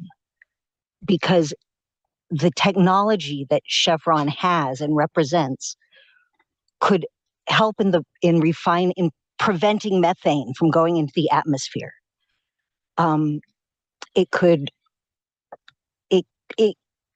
People in Richmond could be trained in alternative fuels technology. It could give jobs and it could help the world globally. Our port could provide fuel to ships that are also trying to make the switch over to biofuel. So consider a different option. Thank you. And that was the last public speaker. Thank you. So now it's time to turn it over to questions, conversation among staff, among council members. So if you have any questions or comments, raise your hand. McLaughlin was first, and after that, Councilmember Bana, and then Councilmember Cepeda. Thank you, Mr. Mayor. I want to start out by saying thank you to the many, many eloquent speakers that spoke your heart, your mind, your understanding of the problems you have faced, we have faced, and your desire to have this big polluter held accountable to all of us. I want to share just a little bit more of the history, because we have focused for decades on getting Chevron to pay their fair share of taxes. As was mentioned, in 2008, the voters passed Measure T, which was a large manufacturer's tax on the value of raw material used in the manufacturing process. This was a citizens' ballot measure with citizen volunteers gathering thousands of signatures. Much work was done on that. One person in particular, Juan Reardon, gathered a half of the almost 10,000 signatures himself. So then voters had the opportunity to vote on this measure, and they passed it. Chevron then took the city to court and won on a couple of points, but we immediately started planning to put another measure on the ballot. And that led ultimately to this $114 million tax settlement that was to be implemented over 50 years. I'm sorry, over 15 years. Well, now those 15 years are ending and this new measure is coming forward. And this is really a good measure. And I'm really glad that Measure T opened the door and led some insight to where we are today. This new measure is so important to our community. I also want to state that Chevron not only opposes new measures that would require them to pay their fair share of taxes, but they also oppose the current level of taxation that they have. An example is with their property tax. They have appealed multiple years of their property taxes.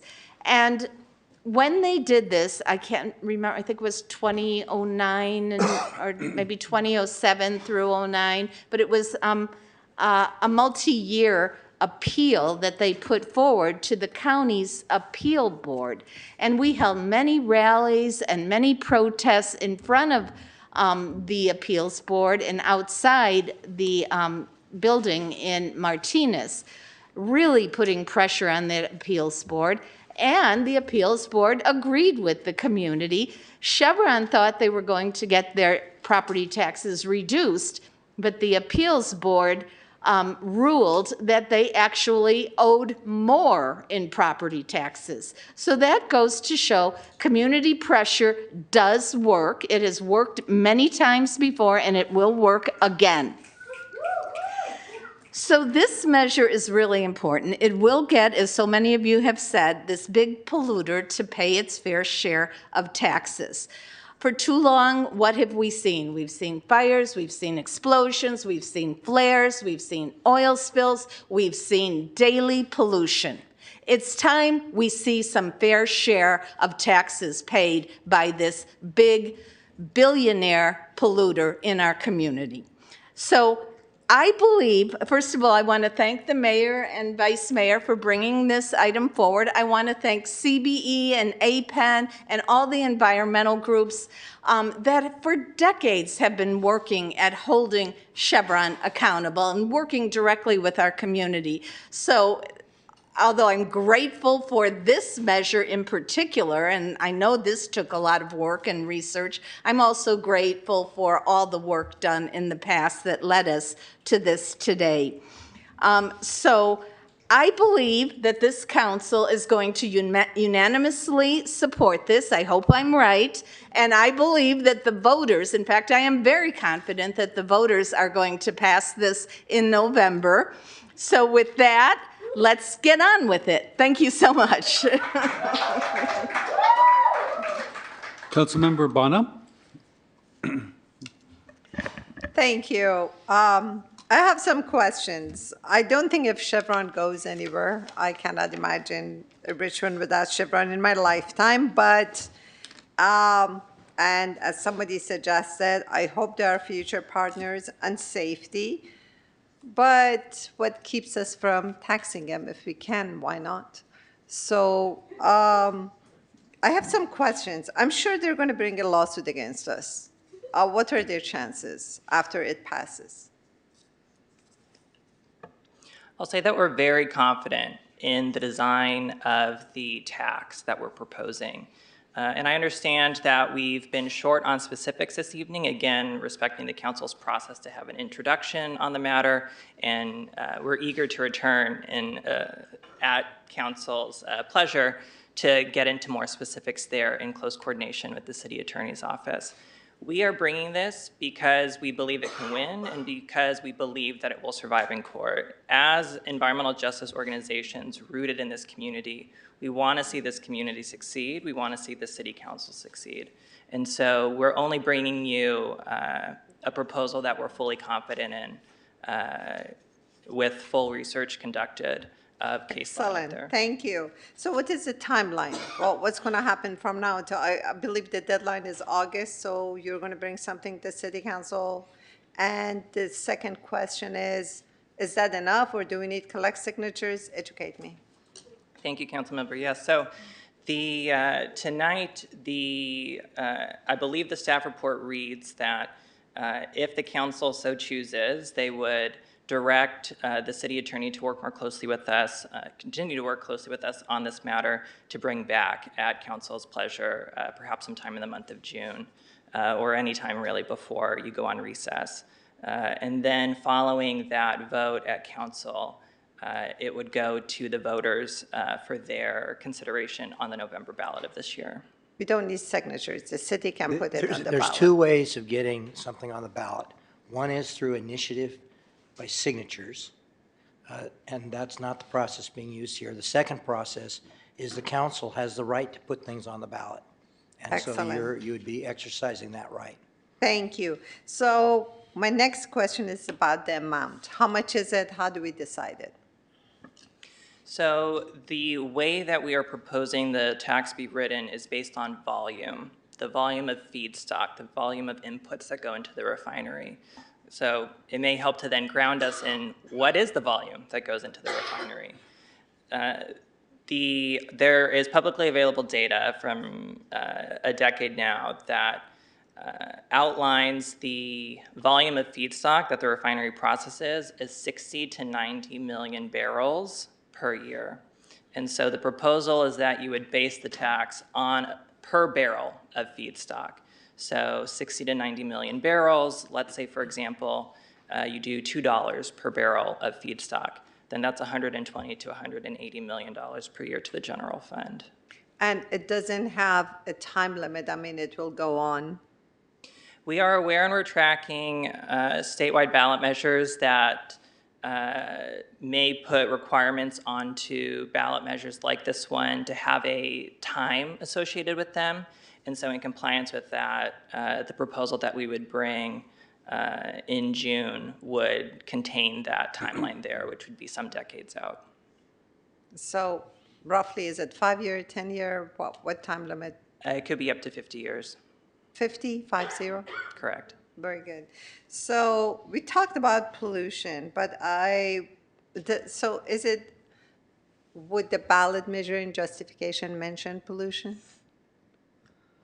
That would be for the city to write the neutral analysis of the ballot measure and with the city attorney's involvement there on that. Okay. May I make a suggestion? So we talk about pollution, air pollution and everything. You may know that Chevron produces like 40% of the jet fuel for San Francisco Airport, and maybe more. The pipelines carrying the jet fuel run under the city. And also what's in the city is Hayward Fault. So imagine in case of a major earthquake, what's going to happen? We have no safety measures. I mean, I was reading the local hazard mitigation plan prepared by the city. They consider earthquake, they consider wildfire, they consider hazmat. They do not consider the possibility of all of them together. In case of an earthquake, we'll have hazmat, we'll have wildfire all together. And the city needs to prepare. We don't have community resiliency centers. I mean, seismic retro, too many requirements. So I wonder if it could be added or a portion of that tax be spent on public safety for public disasters. What do you think about it? Councilmember, we share your broad view of the possible uses for the revenue here. The way that we're proposing the tax be written would be a general tax. And so I'll back up and I'll explain general taxes and special taxes in that a general tax directs funds, the revenue to the general fund. A special tax can designate funds for special uses. And again, the voter threshold differs. For general taxes, it's 50% plus one. For special taxes, it's 2/3. So we want to go for a general tax, and then it's up to us how to use it. So I urge my fellow council members to use some of it on that. But that brings me to the next point, which is Phillips 66 and Kinder Morgan have tank farms in the city of Richmond, similar pipelines. So can we impose a public safety tax on them? Councilmember, I think this tonight was a general presentation as to where matters are going. There are many environmental and other issues that relate to this. As was just pointed out, the problem is if we directed money towards a special purpose, you end up having to get a 2/3 vote No, to no, I'm not pass it. talking about that. No, I'm talking you're about talking- expanding the tax to cover That we other don't, the possible tax polluters. goes to the general fund. We don't put measures in there directing it specifically to purposes because there would then be a legal argument that it's a special purpose tax and we need to get a 2/3 vote to Okay, pass forget it. about how we used To, to, but the fact excuse that. me, to address your question, we only have jurisdiction over things within our borders. Phillips 66 is not within our borders, so No, we they're at the cannot. port, their tank farm is in Richmond Port. If I may, I think I understand the Oh, council okay, member's yes, question. Right, but this has to do with refining, not with storage. That's what I'm saying, can we expand it? The current proposal that we're working on focuses on refining. Okay. And so that would, that's not currently contemplated. Okay. I think some of the details about the election process, the next time we come back, you'll have more details on exactly how that is going to be laid out. You don't, if you had the measure in front of you, some of these questions would be answered. And so I think that it's more appropriate to deal with that when you have the measure in front of you. I know, but lawyers are usually magicians with words, you know, they can twist it in a way that cover whatever they want. So I'm just throwing a possibility. Okay, yeah, so I don't think if it's gonna hurt jobs in any way, Chevron's gonna stay. And I think it'd be nice, actually, if we are partners working on safety of the pipelines, hazmat pipelines is a major concern with Phillips 66, Kinder Morgan and everything. Yeah, and I just wanted to mention the chances of an earthquake by 2036, major earthquake is 63%. Within 30 years is over 75%. So we have to prepare for that. And it's like a spaghetti network under the city of Richmond. We need to watch out for that and prepare. Thank you. Councilmember Cepeda. Thank you. I'm picturing this spaghetti. First off, thank you for the presentation and your time yesterday as well, meeting, and thank you for everyone being here. I definitely agree about everyone paying their fair share. Some of my questions here are for Mr. Alshire. I want to make sure that we have a good understanding. I believe your firm represents Carson City? Right, we're the city attorney in Carson as well. And you guys created a similar tax? There's a tax, it has some similarities, yes. Now, that one there, the city has not received any money from it yet. It's been in a lawsuit, and it's, Right. and it's holding somewhere. Yep. So my question to this is, because there's lawyers on both sides, so we're most likely going to get sued. How long can we expect? And I know there's big unknowns, but you might be able to share a little bit more. How long can we expect if this was to pass and we go into a lawsuit before we see any money?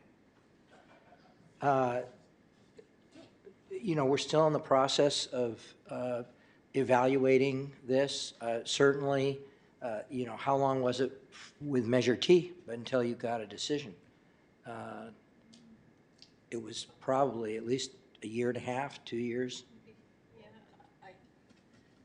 I think it was at least a year, yeah.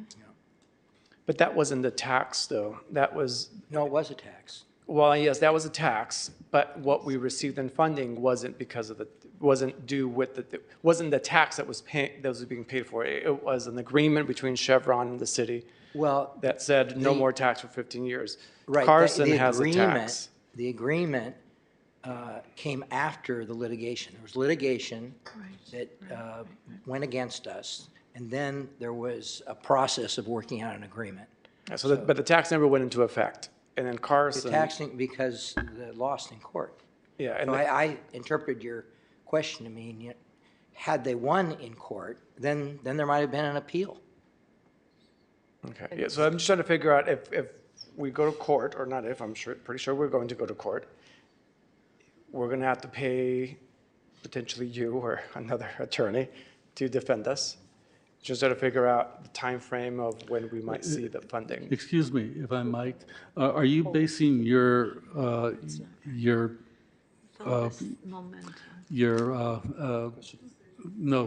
basing your projections on Chevron's past behavior? No, Carlson is a different. Yeah, I know, but I'm trying to base it on that city there. Yeah, I know, but you're assuming that Chevron's going to sue us, and I'm asking, are you basing that assumption on Chevron's previous behavior? Not necessarily Chevron, just in general. Any company that has a big ballot like this, they're probably going to come and sue us. So I'm trying to figure out if it's going to take 5 years of litigation potentially before we see a tax.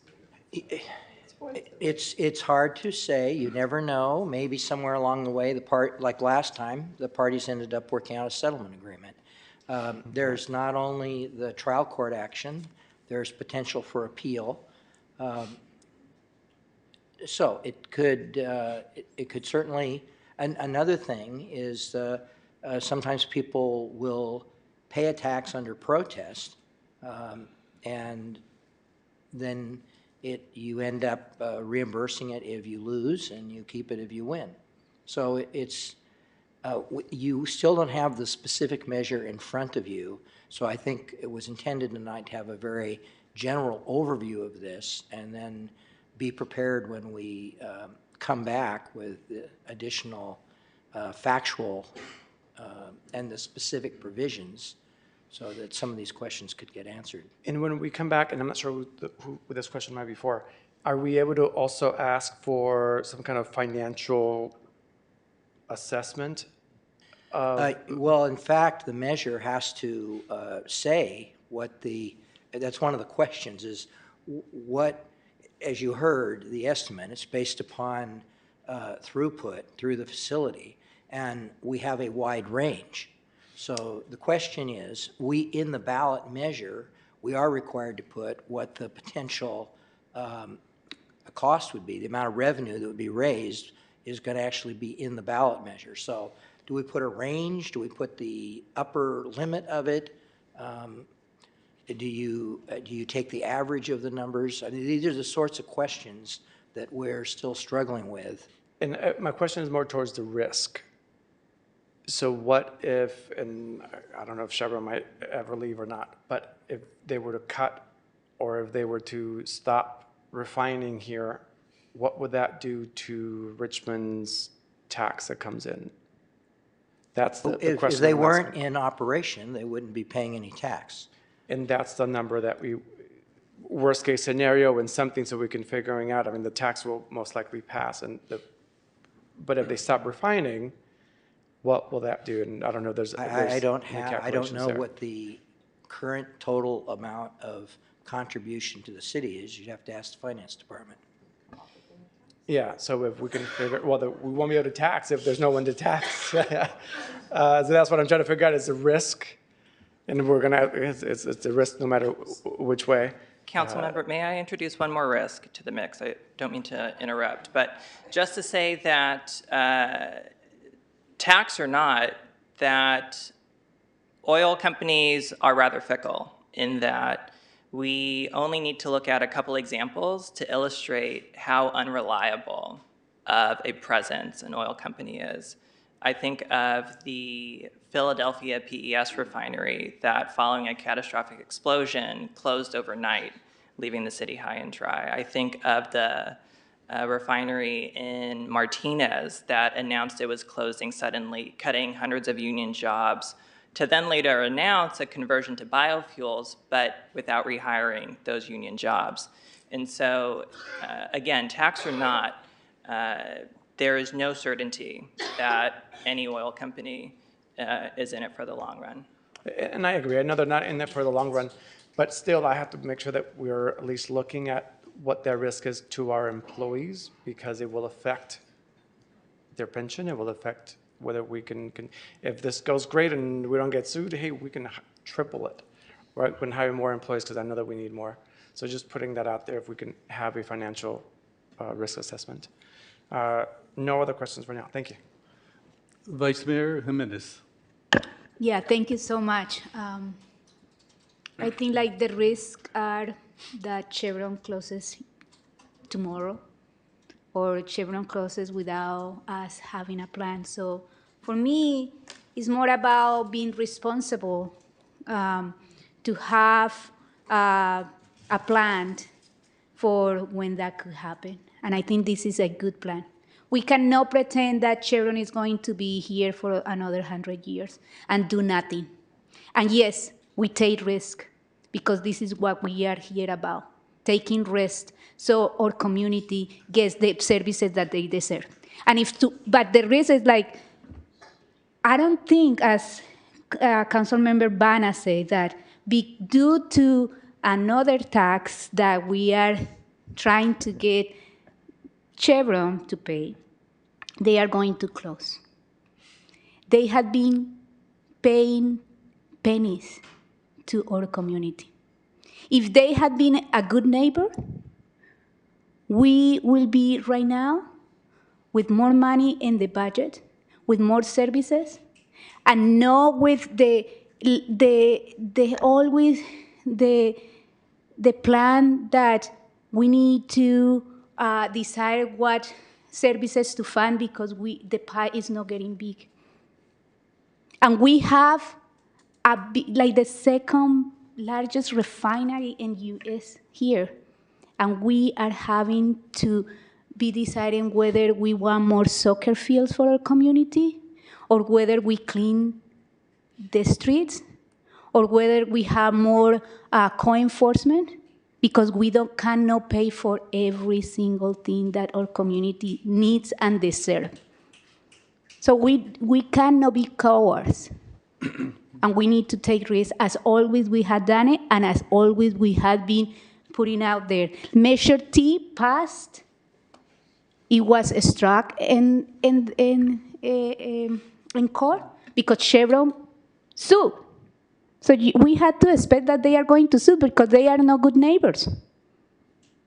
But what happened with that was that we were able to bring them to the table and got a settlement agreement that raised their cap and made them to pay more. But still, they are not paying their fair share. They are not. And they are coming here saying that if we want to work with them reducing emission, if that is the focal, let's talk to them, but they are suing BACMAC because they don't want to follow the regulation. They don't want to put the things that the BACMAC passed. They say that if we want to have economic activities, what we need is that they pay their fair share so we have the means and resources to do that. And then they are saying that they are good neighbors when they allow their workers to strike for a month, and instead of getting them pay a good MOU, they fire the leader of the USW Local 5. That thank God he is with us and in the mayor's office today, because this is the kind of leadership that we want in the city. So yes, we take risks because we want polluters to pay their fair share. I am tired of sitting here and have to choose between whether I have enough money to pay for the kids' services and resources, or to pay for cleaning the water and storm water. So if we are tired of that, if we want more services and put the services that our community deserves, or like that people can thrive here, that our youth have more summer camps, more camps, we need the tax to pay, like the rich to pay taxes. And who is the rich here? A big polluter, a big corporation that made over $24 billion in a year and paid $26 million to the CEO. If they have money to pay a CEO that kind of money, they need to pay us more, because our community is not going to be dare here any more longer and just sit here, get our lungs contaminated, get our people being without any services. So yes, we take risks, and this is a risk that we are willing to take so our communities get the services that we need and deserve. Thank you. I appreciate Claudia's passion. And sometimes passion sounds like yelling, but it's not. Passion, when it gets loud, is announcing what we need to do.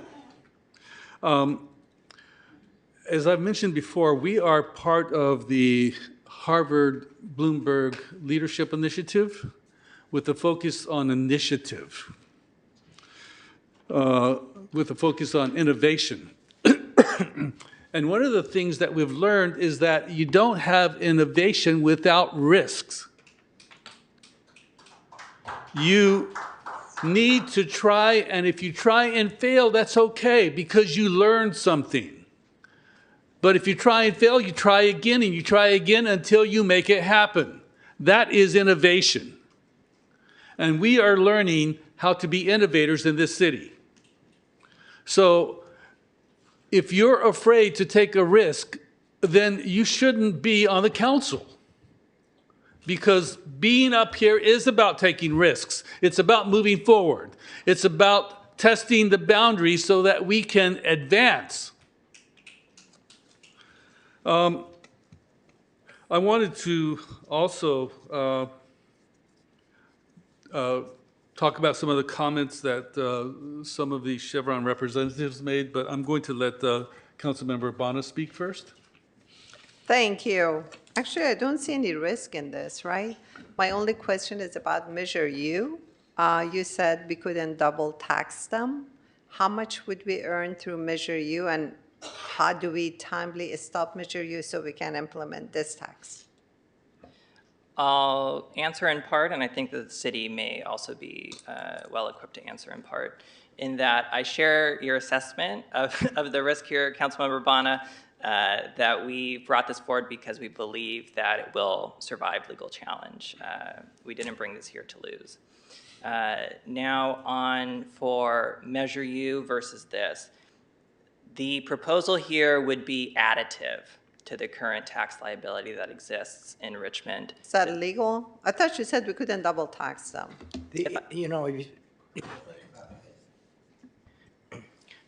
There are multiple taxes in our taxing structure. Businesses pay sales tax. They pay your business license tax. Oh, this is additional. Yes, that's why she's saying it's additional. It's designed so that it avoids that hurdle last time of it being. Nice. Okay, that's why we're calling it. Okay, and how much, is there an estimate how much we would earn through Measure U? That would start next year, right? Right. I mean, right. The agreement suspended certain things, but those are, the agreement goes away.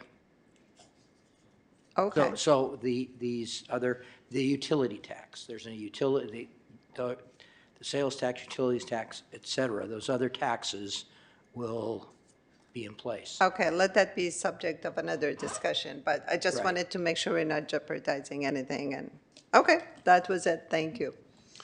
Councilmember Willis. Yeah, if it's appropriate, I just want to make a motion to direct the city attorney to review and prepare a Richmond Refinery Tax Act ballot initiative and related to documents that were provided by the mayor's office. I second that. But before we vote, I would like to make the statement that I had said I wanted to make. So a Chevron representative used the word punitive. Words like punitive denote intention. I believe that our intent has been crystal clear to raise revenue for the city to diversify its economy. This tax is not punitive. If you want to think of something punitive, I think that freezing taxes is punitive. because by freezing taxes, you prevent a city from meeting its needs. So if this is Chevron's idea of collaboration, how will it help the city's revenue? The city has said they want to collaborate, but their collaborations always end up in lawsuits. Collaborate in court.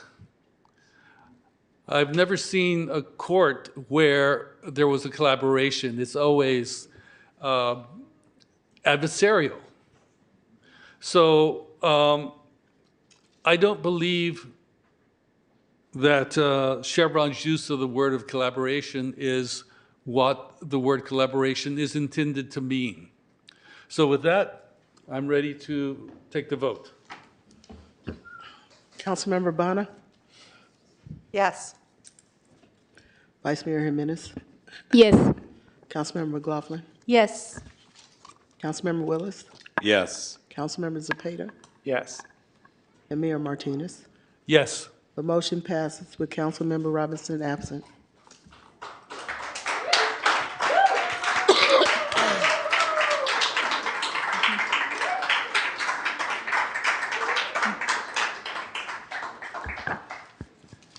Thank you very much to the presenter. I really want to thank you. Thank you. Yes. It is now time for adjournment, and I think many of us have people that we want to remember. So I'll start at this end and move this way. Yeah, thank you, Mr. Mayor. I wanted to adjourn a meeting in memory of Susan Singh, who passed away on May 8th, at a memorial today at Heritage Park. She was another Richmond resident that got involved to fight back against rent increases that were impacting her neighbors, and even despite her ongoing health issues, she stayed involved to support her neighbors and others in need, even despite the challenges she was facing. And the memorial that we had today, had today at Heritage Park, was beautiful with her family, and wanted to honor her memory tonight. Councilmember Zepeda. Thank you, Mr. Mayor. I want to read a little bit from an email that we all received from Michelle Milam in regards to Al Perez. It says, we mourn the loss of a dear friend, champion of safety, and dedicated community leader, and a valued member of our crime prevention program, Al Perez. He was a loving father, devoted husband, a trusted friend, and someone who always strived to make Richmond a safer and healthier place to live. Sadly, Al was diagnosed with a long-term illness and recently passed away peacefully at home, surrounded by his loving family on April 26, 2024. If I can just say, I personally got the opportunity to meet him, and every time he was out in the community, he was always very involved in the community. He would always greet you with a smile. He was always there to help out. He was everywhere, along with his wife. So he's a great loss to our community. Thank you. Councilmember McLaughlin. Yes, I would like us to adjourn the meeting in memory of Bill Pinkham, who used to go by the name from some of us as Bicycle Bill. He was a bicycle activist and climate change combatant, a longtime advocate for safe and more accessible biking in the city of Richmond. So our condolences go out to his wife, Wanda Marr, and to all his family and friends. It's a big loss. And I would like to end things by commemorating two birthdays. One birthday, Pablo Durango, who at the age of 80 is still playing soccer and playing well. And Nancy Bear, who was on the Planning Commission, she also has a birthday. I won't reveal her age. So, which brings me to the other side of reality. One of my best friend's son, Julian Harned, who so many years ago, it seems like a dream floating in the fog of my memory. He still comes to me as bright as a light in the nighttime BART station where he jumped in front of a MacArthur BART train. And tonight, he comes to me with another story, one that carries as much pain and sorrow. And thinking of Julian and the pain that he has left people, I want to lift the name of and the memory of Sonny Jones Latham, who committed suicide on Wednesday, May 15th, 2024, by jumping in front of a BART train at the El Cerrito del Norte station. Bless you. And with that, this meeting is over. Thank you.